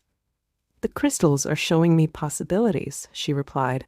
Some paths lead to victory, but others. She shuddered. If Varaine completes her ritual before we can stop her, the corruption will become permanent. The crystal song will be silenced forever. Marcus, who had lingered nearby, spoke up. Then we won't let that happen. Everything we've learned, everything we've accomplished, has led to this moment. Through the focus stone, Sarah's presence offered reassurance. The crystal matrix itself fights against Varaine's corruption. With Lilith's gift and our combined strength, we have a real chance. As dawn approached, I found myself in the crystal garden, seeking clarity. The pure formations sang softly, their resonance strengthened by Lilith's recent work. They reminded me how far we'd come from that first morning when I'd awakened in this world, lost and confused. Having doubts? Darius asked, joining me. Remembering, I corrected. Everything that brought us here. The choices we made, the price we paid. He nodded, understanding. Whatever happens tomorrow, know that you've already accomplished something remarkable. You've given hope back to those who had lost it, including me. The first light of dawn touched the crystal formations, sending rainbow refractions dancing across the garden. It was time. Ready? I asked as our forces assembled. Lilith took my hand, her grip strong and sure. Together, she said simply. And so we set out toward whatever fate awaited us in the Northern Territories. The next chapter of our story would be written in crystal song and shadow, in courage and sacrifice, in the eternal dance between corruption and redemption. Chapter 15, Turning Point. The journey north took its toll. Despite the Council's protective wards, the corrupted crystal formations grew denser and more aggressive with each passing mile. Even Lilith struggled to maintain her connection with the pure resonance. "The corruption is different here," she observed as we made camp on the fourth night. "More deliberate, like it's been shaped with purpose." Helena nodded grimly. Veraine has had months to strengthen her hold on these territories. Every crystal formation has been carefully corrupted to serve her network. Through the focus stone, Sarah's presence felt strained. The natural matrix is barely holding. "If she completes her ritual—" "She won't," I interrupted, though my confidence wavered as I studied our maps. The eastern node, our target, was still 2 days' journey away, and our scouts reported increased enemy activity in the region. Marcus joined us by the fire, his expression troubled. The Council's seers report unusual crystal activity to the west. Veraine may be accelerating her plans. Or she knows we're coming, Lyra added. My scouts found traces of corrupted crystal sentinels along our route, sophisticated ones. Darius, who had been quietly studying Veraine's journal, suddenly looked up. There's something here in her early notes about crystal resonance patterns and their relationship to lunar phases. The new moon, Helena realized. It's in 3 days, the perfect time to attempt a major corruption ritual when natural crystal resonance is at its weakest. The implications hit hard. We weren't just racing against Veraine's forces. We were racing against time itself. Then we need to move faster, I decided, even if it means taking greater risks. Lilith touched my arm gently. The crystals are showing me something, a hidden path through the old mining tunnels. It's dangerous, but it could get us to the eastern node before the new moon, Darius finished. I remember those tunnels. They're treacherous, but they're also the last place Veraine would expect us to go. The mining tunnels were a maze of darkness and corrupted crystal formations. Our reduced force moved carefully, guided by Darius's memories and Lilith's crystal sense. The Council mages maintained a barrier of pure resonance around us, but the strain showed on their faces. The corruption is trying to get through, Helena warned. It's almost conscious here. Through the focus stone, Sarah's presence confirmed our fears. Veraine has bound these tunnels to her will. Every crystal formation is an extension of her consciousness. We passed abandoned mining equipment, its metal surfaces crusted with corrupted crystal growth. Lilith stopped suddenly, placing her hand against a wall. "There were people here," she whispered. "The crystals remember them. They tried to fight the corruption, but they became part of it," Darius finished grimly. "I remember now. Veraine used the miners as her first test subjects, binding them to the crystal matrix." Marcus studied the formations with growing concern. "These patterns, they're like nothing in her journal. She's evolved her techniques far beyond what we understood." A distant rumble echoed through the tunnels. Lyra's scouts reported back. Veraine's forces were indeed moving, but not toward our diversion. "She's gathering them at the ritual site," Lyra explained. "All of them. Whatever she's planning, it's happening soon." "Then we're running out of time," I said. "How much further to the eastern node?" "These tunnels should lead us directly beneath it," Darius replied. "But the final approach—" He didn't need to finish. We could all feel the increasing pressure of corruption, the way it pressed against our protective barriers with malevolent intelligence. "The crystals want to help," Lilith insisted. "Even corrupted, part of them remembers their true nature. If I can reach them." "It's too dangerous," I started to protest, but Helena interrupted. "She's right. The corruption may be strong here, but so is the original matrix. If we can tap into that." Through the focus stone, Sarah's presence surged with sudden insight. "The miners' memories, they're still here, preserved in the crystal matrix. If we can access them, we might find another way to the node," Marcus finished. "One Veraine hasn't considered." Using the Nullstone's power to shield her, Lilith pressed her hands against the corrupted crystal wall. The formations pulsed with sickly light, but beneath that, a fainter resonance emerged, the original song of the mines. "I can see them," she whispered. "The miners. Their memories are like echoes in the crystal. They knew these tunnels better than anyone. Through the focus stone, Sarah helped interpret the ancient memories. There was a secondary shaft, used for emergencies. It led directly to the surface near where the eastern node now stands. "Can you find it?" I asked Lilith. She nodded, eyes still closed in concentration. "The crystals remember. But there's something else. The miners, they discovered something before Varain came. Something that scared them." Helena and Marcus exchanged worried glances. What did they find? "A chamber," Lilith continued, "deep beneath the node. Natural crystal formations, but different, older, more powerful. That's why Varain chose this place. She needed their power for her ritual." Darius studied our maps with renewed interest. "If we can reach that chamber, we might be able to disrupt her entire network from below, or trigger a catastrophic collapse that kills us all," Lyra pointed out pragmatically. "The crystals will help us," Lilith insisted. "They remember how to sing properly. They want to be free." A distant tremor shook the tunnels, and our protective barrier flickered. Helena's face was drawn with strain. "Whatever we decide, it must be soon," she warned. "The corruption grows stronger by the hour." I looked at each of our companions in turn, brave, determined, perhaps a little desperate. We had come so far, risked so much. Now everything hinged on one final choice. "Show us the way," I told Lilith. "We'll deal with whatever we find." She smiled, a flash of courage in the crystal-lit darkness. "This way. The miners left markers, if you know how to read them." The ancient emergency shaft was barely wide enough for us to pass single file. Crystal formations lined the walls, their corrupted resonance a constant pressure against our barriers. But beneath that darkness, I could sense something else, an older, deeper power. "We're getting close," Lilith whispered. "The chamber the miners found. It's just ahead."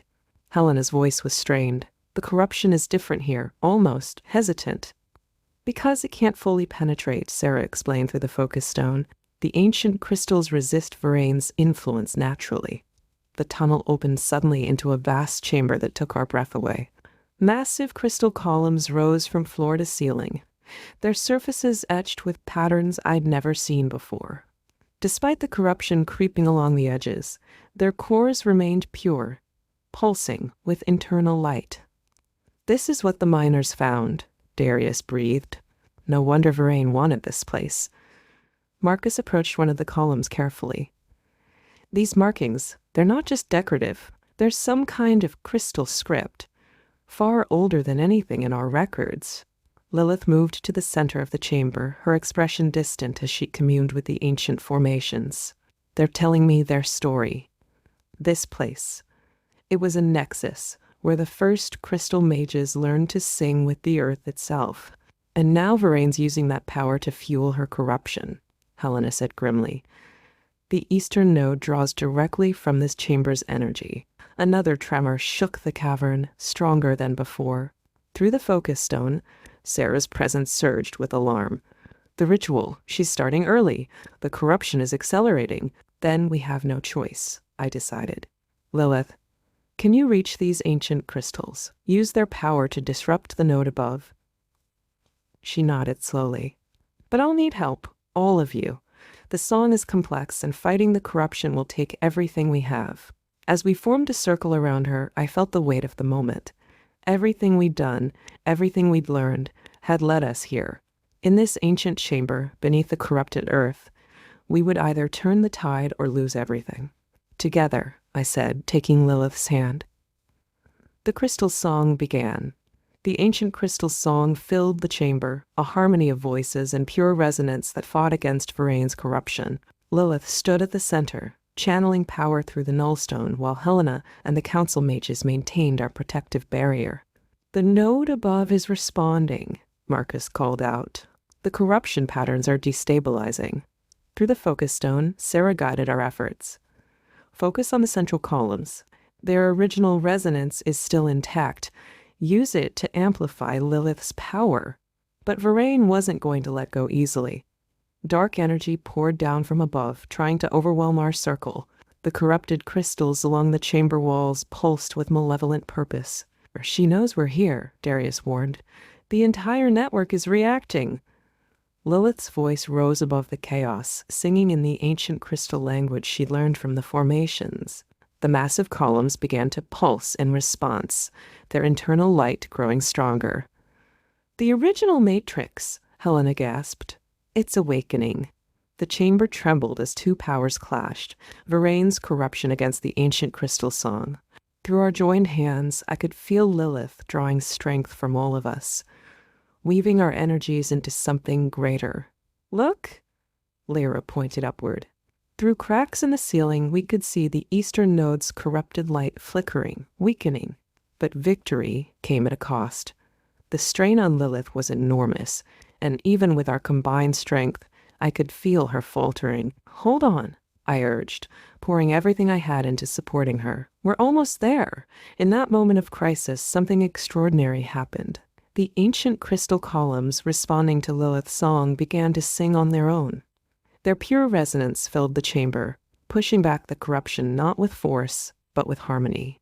"The original song," Sarah whispered through the focus stone. "They remember." With one final surge of power, the ancient matrix fully awakened. Pure crystal energy shot upward through the rock, striking the eastern node directly. Above us, we heard the sound of shattering crystal as Varaine's corruption broke. The chamber fell silent. Lilith swayed but remained standing, supported by our circle. "We did it," she breathed. "The node. It's free." Through our various connections, magical and emotional, we could feel the ripple effects spreading through Varaine's network. The eastern node's failure had created a cascade, weakening corruption throughout the region. "It's not over," Helena cautioned as we recovered, "but we've struck a decisive blow. Varaine's ritual cannot succeed without this node. And we've done more than that," Marcus added, studying the ancient columns with wonder. "We've rediscovered something thought lost, the original crystal song." As we prepared to leave the chamber, I looked at my daughter with pride. She had grown so much, become so strong.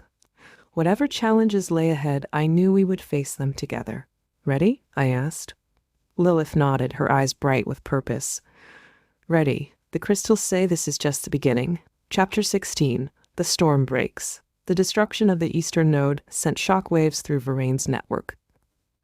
As we emerged from the ancient chamber, reports began flowing in through Helena's crystal communications. "Corruption patterns are destabilizing across the northern territories," she announced.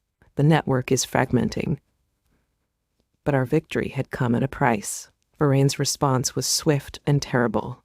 Dark storm clouds gathered overhead, charged with corrupted crystal energy. "She's mobilizing everything she has left," Darius warned. "Every corrupted soldier, every twisted formation, she'll throw it all at us now." Through the focus stone, Sarah's presence was tense. The remaining nodes are surging with power.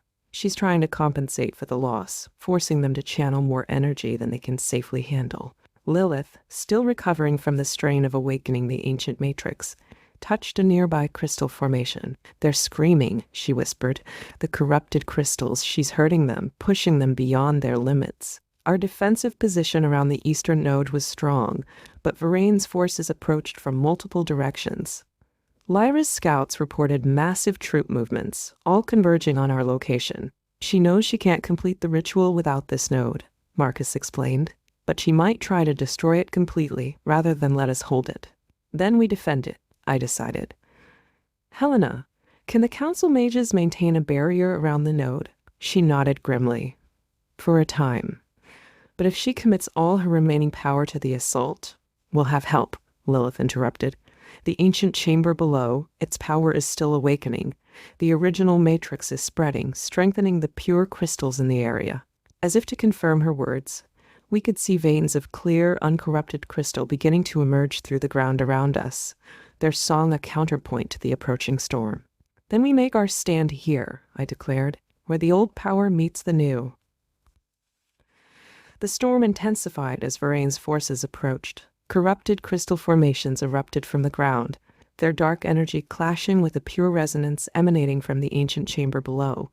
3 waves, Lyra reported, returning from her scouting mission. "The first is mostly corrupted soldiers, former miners and villagers. The second consists of crystal constructs. And the third—" She hesitated. "What is it?" I pressed. "Elite crystal mages. Those who willingly joined Varain. They're using some kind of new corruption technique we haven't seen before. Through the focus stone, Sarah's presence flickered with concern. The remaining nodes are becoming unstable. If they continue channeling this much power, they'll shatter, Marcus finished, taking half the northern territories with them. Lilith, who had been communing with the ancient matrix, suddenly opened her eyes. We can't let that happen. The crystals are showing me. If the nodes shatter, the corruption will become permanent. The land will never heal. Helena gathered the council mages, their faces grim but determined. We'll split our forces. Half to maintain the barrier around this node, half to counter their crystal mages. And what about Varain herself? Darius asked. She won't stay back while we hold this position. I touched both the nullstone and focus stone, feeling their combined power. She'll come for Lilith. The ancient chamber's awakening threatens everything she's built. Then we prepare a welcome, Lyra suggested, a dangerous glint in her eye. The miners' tunnels run throughout this area. We can use them to our advantage. The first wave of corrupted soldiers appeared on the horizon, their movements jerky and unnatural. Behind them, crystal constructs rose like dark mountains against the storm-racked sky. Whatever happens, I addressed our gathered forces. Remember what we're fighting for. Not just to stop Varain, but to heal this land. To restore what was corrupted and make it sing again. Lilith took my hand. Her other palm pressed against a pure crystal formation. The ancient matrix is with us. Can you feel it? I could. Beneath our feet, throughout the surrounding area, the original crystal song was growing stronger, pushing back against Varain's darkness. The battle for the northern territories was about to begin. The battle erupted with terrifying force.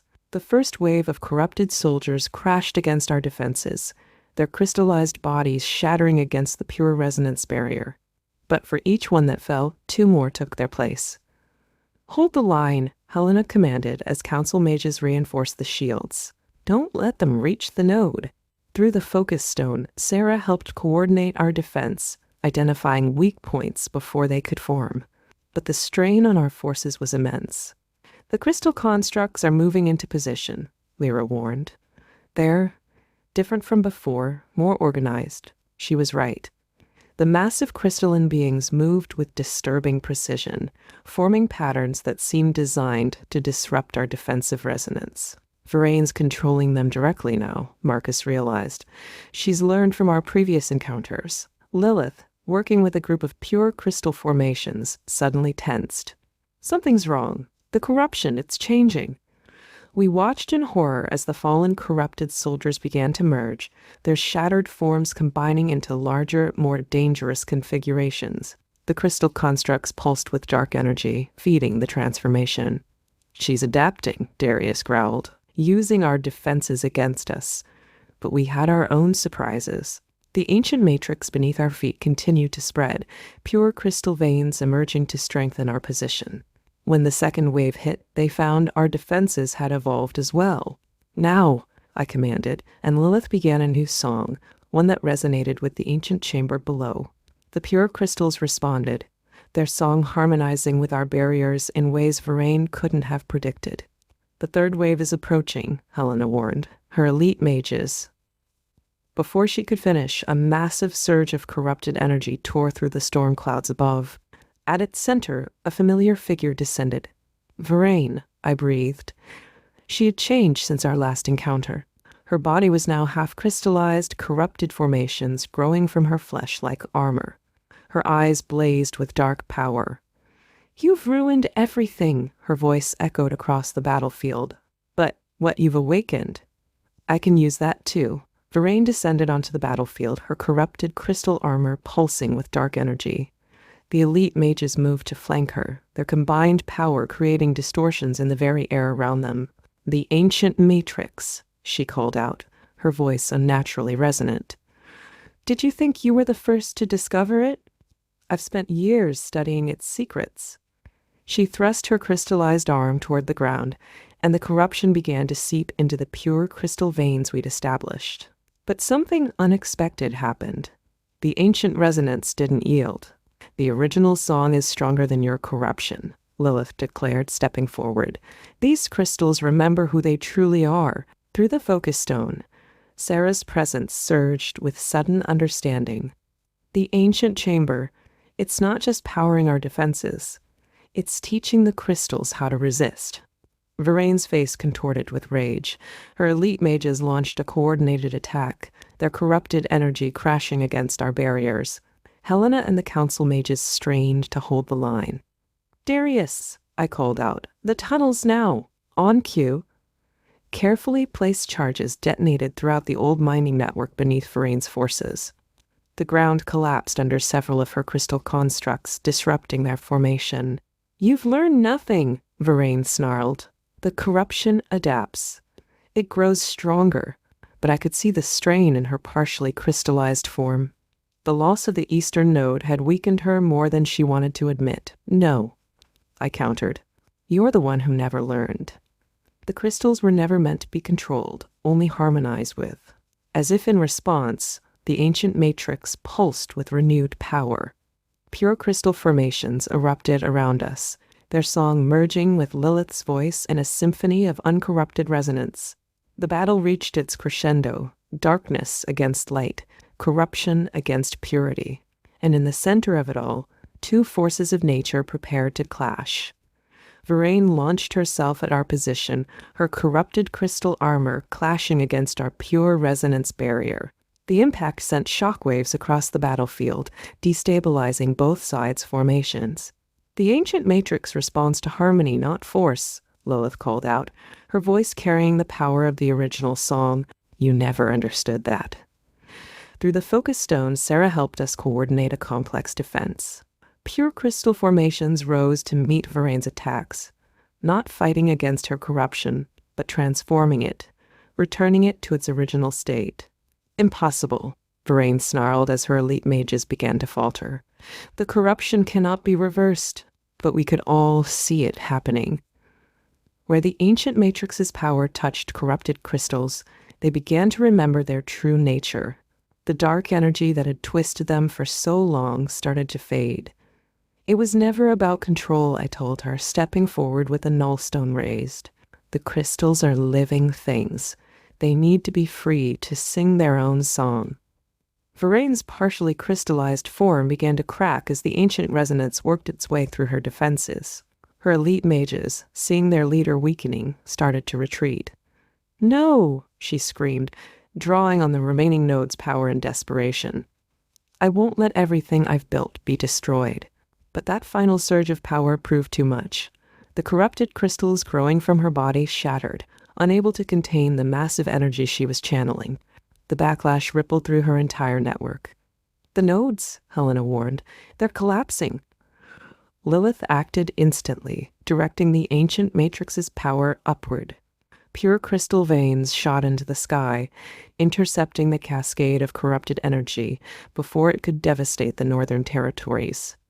When the dust settled, Varane lay defeated, her body more human than crystal now.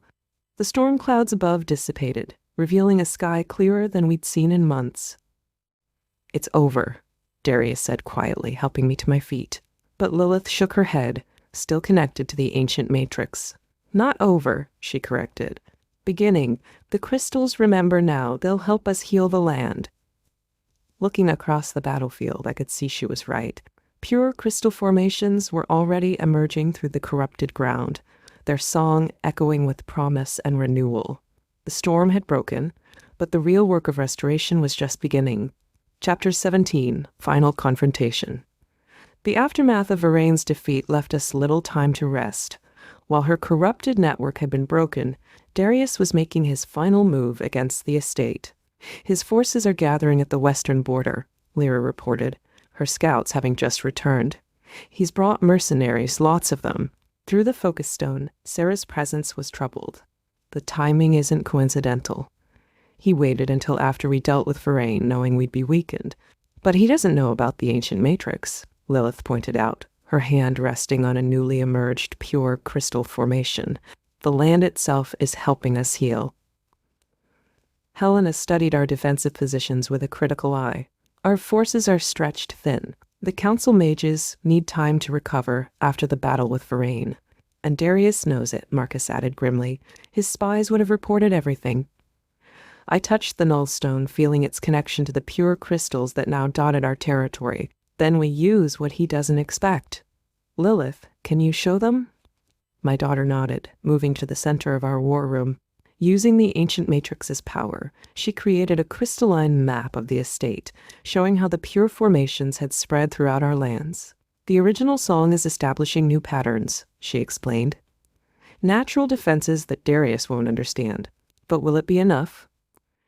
Darius asked the question we were all thinking. I looked at each of my trusted allies, battle-worn but determined. It has to be. This ends here, one way or another. Darius's forces appeared on the horizon at dawn, their numbers even greater than Lyra's scouts had reported. Mercenary banners flew alongside his personal standard, and siege equipment rolled ominously behind their lines. He's brought enough men to take 3 estates, Helena observed grimly. The council won't be able to intervene officially. He's technically within his rights as the original lord. Through the focus stone, Sarah's presence was analytical. He's arranged his forces in a classic siege pattern, but look, there are gaps in his formation. Intentional gaps, Marcus noted. He's trying to bait us into making a mistake. Lilith, who had been quiet until now, suddenly straightened. The ancient matrix is showing me something. The pure crystals, they're forming new patterns beneath his army's position. I studied the crystalline map she had created. Sure enough, veins of uncorrupted crystal were spreading in intricate formations, following the natural energy lines of the land. Can we use this? I asked. Yes, Lilith replied confidently. The original song is stronger here now, after Varain's defeat. If we can coordinate with the Matrix, we might be able to disrupt his entire battle plan, Helena finished, understanding dawning in her eyes. Lyra's scouts reported movement in Darius's lines. He's sending a messenger, probably to demand surrender. Then we use this time to prepare, I decided. Helena, position the council mages where they can best amplify the Matrix's power. Marcus, I need you to analyze those formations, find their weak points. And me? Lilith asked, her young face set with determination. I touched her shoulder gently. You're our key. The ancient Matrix responds to you in ways it never did to Varain. When the time comes, you'll know what to do. The messenger approached our gates, carrying Darius's terms of surrender. But what he didn't know was that we were already implementing our own plan, one that would use the very ground beneath his army against him. The messenger delivered Darius's terms, complete surrender of the estate and all its assets, in exchange for our lives. His arrogance was evident in every word. He still thinks this is about property and power, I said after dismissing the messenger. He has no idea what we've discovered here. Through the focus stone, Sarah confirmed our preparations were ready. The ancient matrix has spread throughout the valley. The pure crystals are responding to Lilith's guidance. We watched as Darius's army began to move into position. His mercenaries were well trained, their formations precise. But they were about to face something none of them had ever encountered. Now, I commanded softly. Lilith began to sing, her voice carrying the original crystal song. The pure formations we'd carefully positioned responded instantly, their resonance rippling through the ground beneath Darius's forces. Look, Helena pointed, the siege equipment. The heavy machines were sinking into suddenly unstable ground, their wheels caught in crystalline formations that seemed to grow before our eyes. Confusion spread through the mercenary ranks as the very earth beneath them began to shift and change. He's responding, Marcus warned. His center column is advancing, but this was exactly what we'd planned for. As Darius's main force pushed forward, they found themselves channeled into precise positions by the emerging crystal formations. They're in the maze, Lyra confirmed with satisfaction, just like we planned. The ancient matrix's power continued to grow. Pure crystal veins, creating an ever-shifting labyrinth that separated and confused Darius's forces. His carefully planned siege was falling into beautiful chaos. And then, at the heart of his army, we saw him, Darius himself, his face contorted with rage as he realized how thoroughly we'd outmaneuvered him. The crystalline maze had divided Darius's forces, but he wasn't finished. With a group of his most loyal soldiers, he fought his way toward our position, his face twisted with fury. "You think these parlor tricks will stop me?" His voice boomed across the battlefield. "This estate is mine by right." Through the focus stone, Sarah's warning came sharp and clear. "He's carrying something, some kind of artifact. It's disrupting the crystal patterns." She was right. As Darius advanced, the pure crystal formations nearest to him began to crack and fade. He held what looked like an ancient amulet, its dark energy pulsing with each step. Another relic from Varaine, Helena realized. He must have been working with her all along. Lilith's song faltered for a moment as she sensed the artifact's power. But then something remarkable happened. The ancient matrix responded on its own, its pure resonance rising to meet this new threat. "The land remembers," Lilith said, her voice carrying the wisdom of the original song. "It won't be corrupted again." I stepped forward to meet Darius, the nullstone glowing with accumulated power. "You never understood what this place truly is. It's not just land and resources, it's alive. Sentiment," he spat, raising the dark artifact. "That's always been your weakness." But as he tried to unleash the artifact's power, the pure crystals surrounding him began to sing, not with force or violence, but with harmony, the same harmony that had defeated Varaine. "Now," I commanded. Lilith's song reached its crescendo, joined by Helena and the council mages. The ancient matrix pulsed with blinding light, and Darius's artifact shattered in his hands. His remaining forces, seeing their leader's weapon destroyed and finding themselves trapped in an ever-shifting crystal maze, began to surrender. Darius himself stood alone, finally comprehending the magnitude of his defeat. "You've lost everything," he said bitterly as Lyra's guards moved to arrest him. "Your old life, your identity. You're not even the woman I married." I looked at Lilith, at our allies, at the restored land around us, blooming with pure crystal formations. "No," I agreed. "I'm someone much stronger." As the sun set on the battlefield, the ancient matrix's song echoed through the valley, not a song of victory or defeat, but one of healing and renewal. The estate had found its true guardian at last. Chapter 18, Healing Wounds. The days following Darius's defeat were filled with both triumph and sorrow. While we had secured our victory, the cost had been significant: damaged lands, injured allies, and a community shaken by conflict. "The council has officially recognized your claim to the estate," Helena reported, sorting through a stack of documents. "Darius's crimes have been documented, and he'll face judgment in the capital." Through the focus stone, Sarah's presence was supportive. "The other estates are already sending envoys. Your success with the ancient matrix has attracted considerable attention."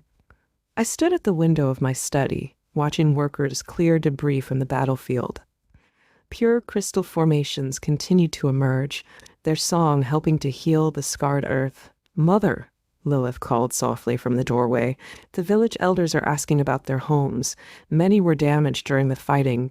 "We'll rebuild," I assured her. "The ancient matrix isn't just for defense. It can help us restore what was lost." Marcus entered with his own reports. "The mercenaries who surrendered are offering to help with reconstruction. Many of them were just hired hands, not loyal to Darius." "And what of our own people?" I asked. "Tired but determined," Lyra answered, joining us. "They're proud of what we accomplished here. They want to be part of what comes next." I touched the nullstone, feeling its connection to the pure crystals that now dotted our lands. "Then let's show them what's possible when we work in harmony with the land instead of trying to control it." The work of rebuilding began in earnest. Under Lilith's guidance, the pure crystal formations helped accelerate the restoration of damaged buildings and scorched fields. Their songs seemed to breathe new life into everything they touched. "The villagers are calling it the Crystal Renaissance," Marcus reported with a smile. "They say the land hasn't been this fertile in generations." Through the focus stone, Sarah provided invaluable advice on integrating the ancient matrix's power into our reconstruction efforts. "The original song doesn't just heal, it transforms. Use it wisely." I spent my mornings overseeing repairs and my afternoons meeting with various groups. Farmers planning new crops, miners eager to work with the pure crystals, craftsmen developing new techniques for working with the transformed materials. The other estates are sending observers, Helena mentioned during one such meeting. They want to learn from what we've accomplished here. Let them come, I decided. But make it clear, this isn't about exploitation. The crystals choose who they work with. Lilith had taken to teaching younger children about the ancient matrix, sharing her unique connection with the pure crystals. They understand so quickly, she told me proudly. It's like they can hear the song naturally. One evening, as I watched the sunset paint the crystal formations in brilliant colors, Lyra joined me on the balcony. Did you ever imagine this? She asked quietly. When you first woke up here as Elara? I touched the nullstone, remembering that confused first morning. Never. But now I can't imagine being anywhere else. As the weeks passed, signs of renewal appeared everywhere. The village marketplace bustled with activity, traders drawn by stories of our unique crystal-enhanced crops and crafts. The mine, now harmoniously integrated with the pure crystal formations, produced gems of unprecedented quality. The council scholars are fascinated by what we've achieved, Helena said during one of our evening meetings. They're calling it a new age of crystal mastery. Through the focus stone, Sarah cautioned us, remember Varaine's mistake. Don't let others pressure you into exploiting the Matrix's power too quickly. I nodded, watching Lilith in the garden below. She was showing a group of children how to communicate with the smaller crystal formations, their laughter mixing with the ancient song. We're establishing a school, I announced, not just for crystal work, but for all the knowledge we've gained. The next generation needs to understand the importance of harmony with the land. Marcus looked up from his ledgers. The estate can certainly support it now. Our trading revenues have tripled since the pure crystals began enhancing our goods. And what of the other estates? Lyra asked. They're still sending requests for guidance. We'll help them, I decided, but on our terms. The ancient Matrix's gifts aren't commodities to be bought and sold. They're responsibilities to be earned. As if in response, the pure crystal formations throughout the estate pulsed with gentle light, their song a reminder of the delicate balance we'd achieved. That evening, I called a special gathering in the Great Hall. Everyone who had stood with us through the battles was there, from council mages to village farmers. Lilith sat beside me, her presence a constant reminder of how far we'd come. We've achieved something remarkable here, I began, my voice carrying across the hushed room, not just victory in battle, but a new way of living with the land. Through the focus stone, Sarah's presence added weight to my words. The ancient Matrix's song hummed through the crystal formations that now adorned the hall's walls. But our work isn't finished, I continued. The school we're building will ensure this knowledge isn't lost. The trading partnerships we're establishing will share our prosperity, and the harmony we've found with the ancient Matrix will protect future generations. Helena stepped forward with a formal scroll. The council has officially designated our estate as a center of crystal studies. Students from across the realm will come to learn. And they'll learn more than just crystal mastery, Lilith added, her young voice clear and confident. They'll learn about balance, about working with the land instead of against it. Marcus raised his glass. To new beginnings. The celebration that followed was joyous, but I found myself drawn to the quiet of the garden. The pure crystals glowed softly in the moonlight, their song a gentle reminder of the responsibility we carried. Lyra found me there, just as she had on that first confused morning when I woke as Elara. You're thinking about who you used to be, she said softly, or before all this. I touched the nullstone, feeling its familiar warmth. Sometimes, but this is who I am now, who I was meant to be. The estate's guardian, Lilith's mother, protector of the ancient Matrix. Above us, the stars shone brilliantly, reflecting off the crystal formations that now defined our lands. The future stretched before us, full of possibilities and challenges, but we would face them together, in harmony with the song that had brought us this far. Chapter 19, New Horizons. Spring arrived with unprecedented vigor, the pure crystal formations amplifying nature's renewal. The estate had transformed from a place of conflict into a center of learning and growth. The first group of students arrives next week, Helena announced during our morning meeting. 12 young mages, chosen by the council for their potential to work with the ancient Matrix. Through the focus stone, Sarah's presence was warm with approval. They'll need careful guidance. Not everyone can hear the original song as clearly as Lilith does. Speaking of my daughter, she had blossomed in her role as a teacher. At 16 now, she carried herself with a quiet confidence that made my heart swell with pride. The trading caravans brought more requests, Marcus reported, shuffling through his papers. 3 more estates want to establish permanent crystal-enhanced trade routes. And the restoration projects? I asked. Lara smiled. The western villages are thriving. The pure crystals have helped their orchards produce fruit we've never seen before. I walked to the window, watching workers construct the new school buildings. Crystal formations grew alongside the traditional stone walls, their song harmonizing with the sounds of construction. We're creating something unique here, I mused. Not just a school or a trading center, but a new way of living, a way that honors both progress and tradition, Helena added. The council is calling it the Crystal Renaissance, but it's more than that. The afternoon found me in the new Crystal Gardens, where Lilith was preparing for her first formal class. Young apprentices would soon arrive from across the realm, drawn by tales of our success with the ancient matrix. Are you nervous? I asked her, watching her arrange crystal formations into teaching displays. She smiled, reminding me so much of the scared young girl I'd first met when I awakened as Elara. A little, but the crystals help. Their song is clearer now than ever. Speaking of clarity, Helena interrupted, approaching with a concerned expression. We've received word from the capital. Darius's trial has concluded. Through the focus stone, Sarah's presence sharpened with interest. What was the verdict? Exile, Helena reported. To the far reaches, beyond the crystal sea. He'll never be able to threaten us again. I felt a weight lift from my shoulders, one I hadn't even realized I was carrying. Then it's truly over. Not over, Lara corrected, joining us in the garden. Just beginning. The Trading Council wants to establish a permanent embassy here. They say our crystal-enhanced goods are changing markets across the realm. Marcus appeared with his ever-present ledger. And changing lives. The prosperity is spreading beyond our borders. 3 more estates have requested our guidance in establishing their own crystal harmonies. I watched as a new crystal formation emerged from the garden soil, its song joining the chorus that now defined our lands.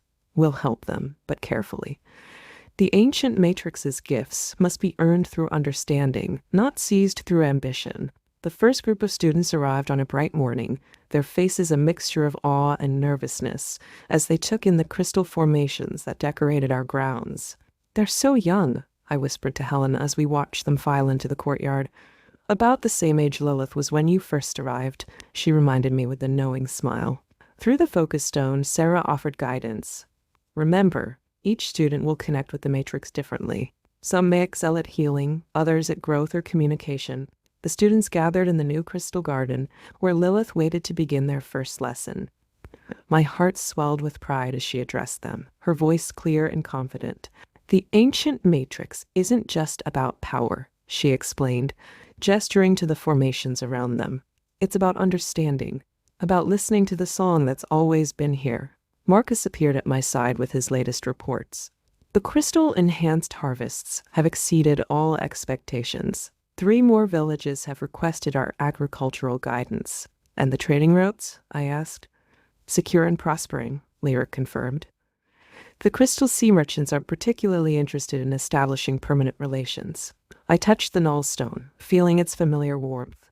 So much had changed since that first morning when I awakened as Elara, confused and afraid.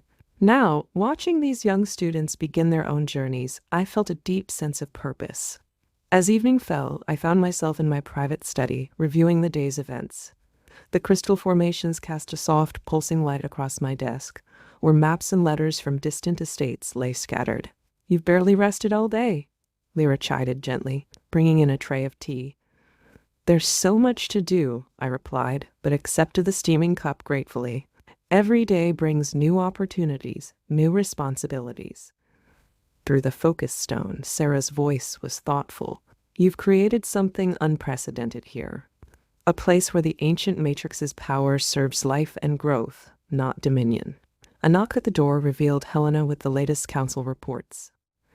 The news from the capital is all positive. Your success has inspired changes throughout the realm. Other estates are beginning to view their resources differently. And what of our own changes? Marcus asked, joining us with his evening accounts. The school, the trading routes, the crystal gardens, I assured him. But it's the smaller changes that matter most.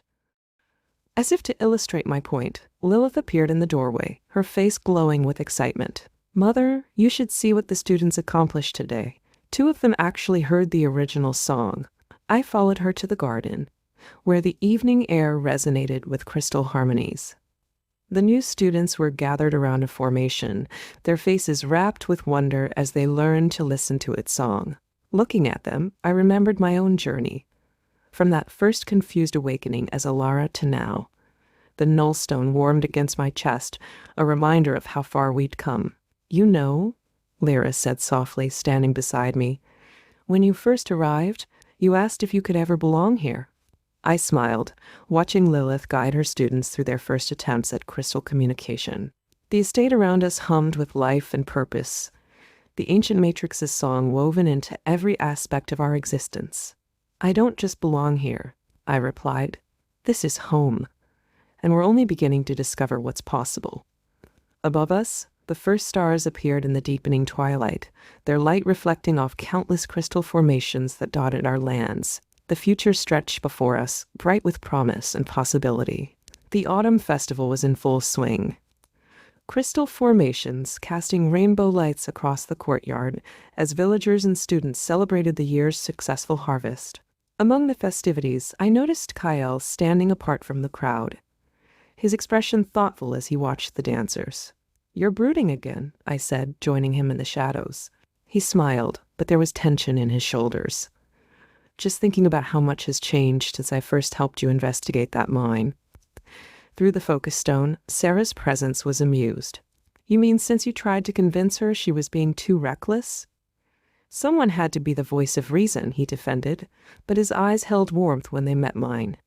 Lilith's laughter drew our attention as she danced with some of her students, the crystal formations pulsing in harmony with their movements. At 17 now, she was becoming a remarkable young woman. The council has offered me a permanent position, Kyle said suddenly. As their representative to the Crystal Trade Alliance, my heart skipped. Here at the estate, if that's what you want, he replied carefully. But Elara, we need to talk about us, about what happens next. The evening air grew cooler as Kyle led me away from the festivities to the crystal gardens. The formations glowed softly, their song a gentle backdrop to the distant sounds of celebration. Do you remember the first time we came here? He asked, stopping beside a particularly large crystal cluster, when you were still trying to convince everyone you could restore the mine? I smiled at the memory. You thought I was either brave or foolish. I still do, he chuckled, but now I know you're both. Through the focus stone, Sarah maintained a respectful silence, though I could feel her supportive presence. The council's offer isn't just about trade, Kyle continued, turning to face me. They want someone who understands both the ancient matrix and the new ways we're using it. Someone who can help guide other estates through their own transformations. And you think that's you? He took my hand, his fingers warm against mine. I think it could be us, together. The council knows what we've built here, not just the trade routes and the school, but the way we've merged the old knowledge with the new. The crystal formations pulse gently, their songs seeming to harmonize with my racing heart. Elara, he said softly, I'm not just asking about the council position. I'm asking if you'll share this future with me, all of it. I stood there, my heart pounding, as memories flooded through me. That first confused morning as Elara, the struggles with the mine, the battles against Darius, and through it all, Kyle's steady presence. When I first arrived in this world, I said softly, I was so lost. But you never treated me like I was crazy, even when I told you the truth about who I really was. He squeezed my hand. Because I saw who you are. Not just Elara or Anya, but someone who fights for what's right, who protects those she loves, who builds instead of destroys. Through the focus stone, Sarah's presence radiated warmth. The ancient matrix responds to truth, to harmony. It always has. As if in response, the crystal formations around us began to pulse with a gentle light, their song rising in a beautiful crescendo. "Lilith adores you," I said, thinking of my daughter. "She's been dropping hints about us for months." Kyle laughed. "She's not exactly subtle. Yesterday she asked me when I was going to officially become her father. I felt tears welling in my eyes, but they were happy ones. Everything I'd fought for, the estate, the school, our new way of life, it all seemed to lead to this moment." The crystal formation song reached a crescendo as I looked up at Kyle, my decision clear in my heart. "Yes," I said simply, "to all of it. The council position, the future, us." His face lit up with joy as he pulled me close, and the crystal formations around us burst into brilliant colors, their song celebrating with us. "I was hoping you'd say that," a familiar voice called out. Lilith emerged from behind a crystal formation, followed by Helena, Marcus, and Lyra. "How long have you all been there?" I asked, laughing through happy tears. "Long enough," Helena smirked. "The council will be pleased. They've been hoping for this alliance." Through the focus stone, Sarah's presence radiated pure joy.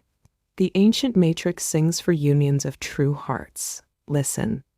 And indeed, the crystal song had changed, becoming something deeper, richer, a melody of promise and future. "Does this mean I can finally call you father?" Lilith asked Kale, her eyes sparkling with mischief and emotion. He opened his arms to her, and she rushed into our embrace. "I would be honored," he said, his voice thick with feeling. Marcus cleared his throat, consulting his ever-present ledger. "Well, this calls for a proper celebration. The Harvest Festival just became an engagement feast." As we walked back toward the festivities, hand in hand with Kyle and Lilith, I felt the nullstone warm against my chest. So much had changed since that first morning when I awakened as Elara. I had found not just a home, but a family, a purpose, and a love that bridged two worlds.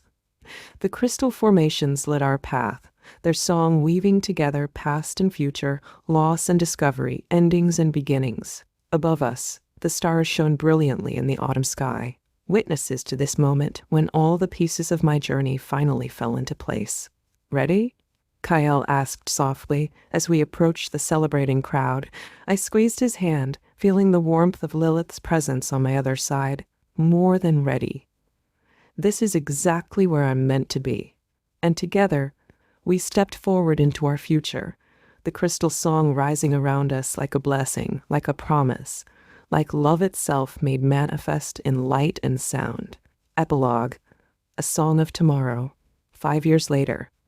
The crystal spires of the Academy of Ancient Matrix Studies gleamed in the morning sun, their song a constant reminder of how far we'd come. From my office window, I could see students practicing in the courtyard, their crystal formations creating intricate patterns in the air. "Mother!" Lilith's voice carried across the grounds.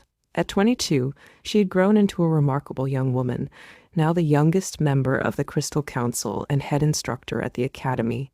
She hurried toward me, her ceremonial robes flowing behind her. "The delegates from the far reaches have arrived.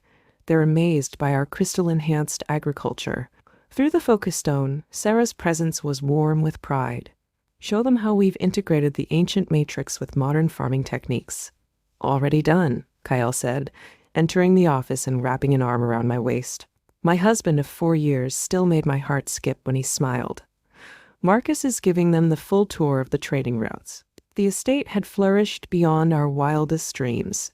What began as a desperate attempt to restore a failing mine had transformed into a center of learning and innovation. The Crystal Renaissance, as people called it, had spread across the realm, bringing prosperity and harmony wherever the ancient matrix's song was properly understood. "Helena sends her regards from the capital," Lyra announced, joining us with her usual stack of reports. "The council has officially recognized our methods as the new standard for resource management." I touched the nullstone, now set in a crystal matrix of its own. Sometimes I still thought about my old life as Anya, but those memories felt like a distant dream. This was who I was meant to be, wife, mother, leader, guardian of the ancient ways. The evening celebration begins soon, Kyle reminded me. The whole village will be here to mark the Academy's 5th year. As we walked through the crystal gardens, now vast and intricate, I saw the results of our work everywhere. Children played beneath crystal formations that purified the air. Farmers tended fields where crystal-enhanced crops grew in abundance. Merchants discussed trade routes protected by crystal ward stones. The great hall was filled with familiar faces: Helena, Marcus, Lyra, and countless others who had stood with us through the years. Lilith took her place at the head table, her crystal-focused stone glowing with power and purpose. "To think," Kyle whispered in my ear, "all this started because you woke up one morning in a strange bed." I smiled, remembering that confused first day. "It started because I chose to embrace this world, to fight for it, to love it. Through the focus stone, Sarah's presence encompassed us all." And the song continues, growing stronger with each passing season. As evening fell, the crystal formations lit the sky with their ethereal glow. I stood with my family, Kyle, Lilith, and all those who had become part of our extended clan, watching the next generation of students practice their arts. The ancient matrix's song filled the air, a melody of hope and possibility. Whatever challenges tomorrow might bring, we would face them together, guided by the harmony we had discovered between old ways and new, between power and wisdom, between heart and destiny. This was my home, my legacy, my truth. And as the stars appeared above the crystal spires of our academy, I knew with absolute certainty that this was exactly where I belonged,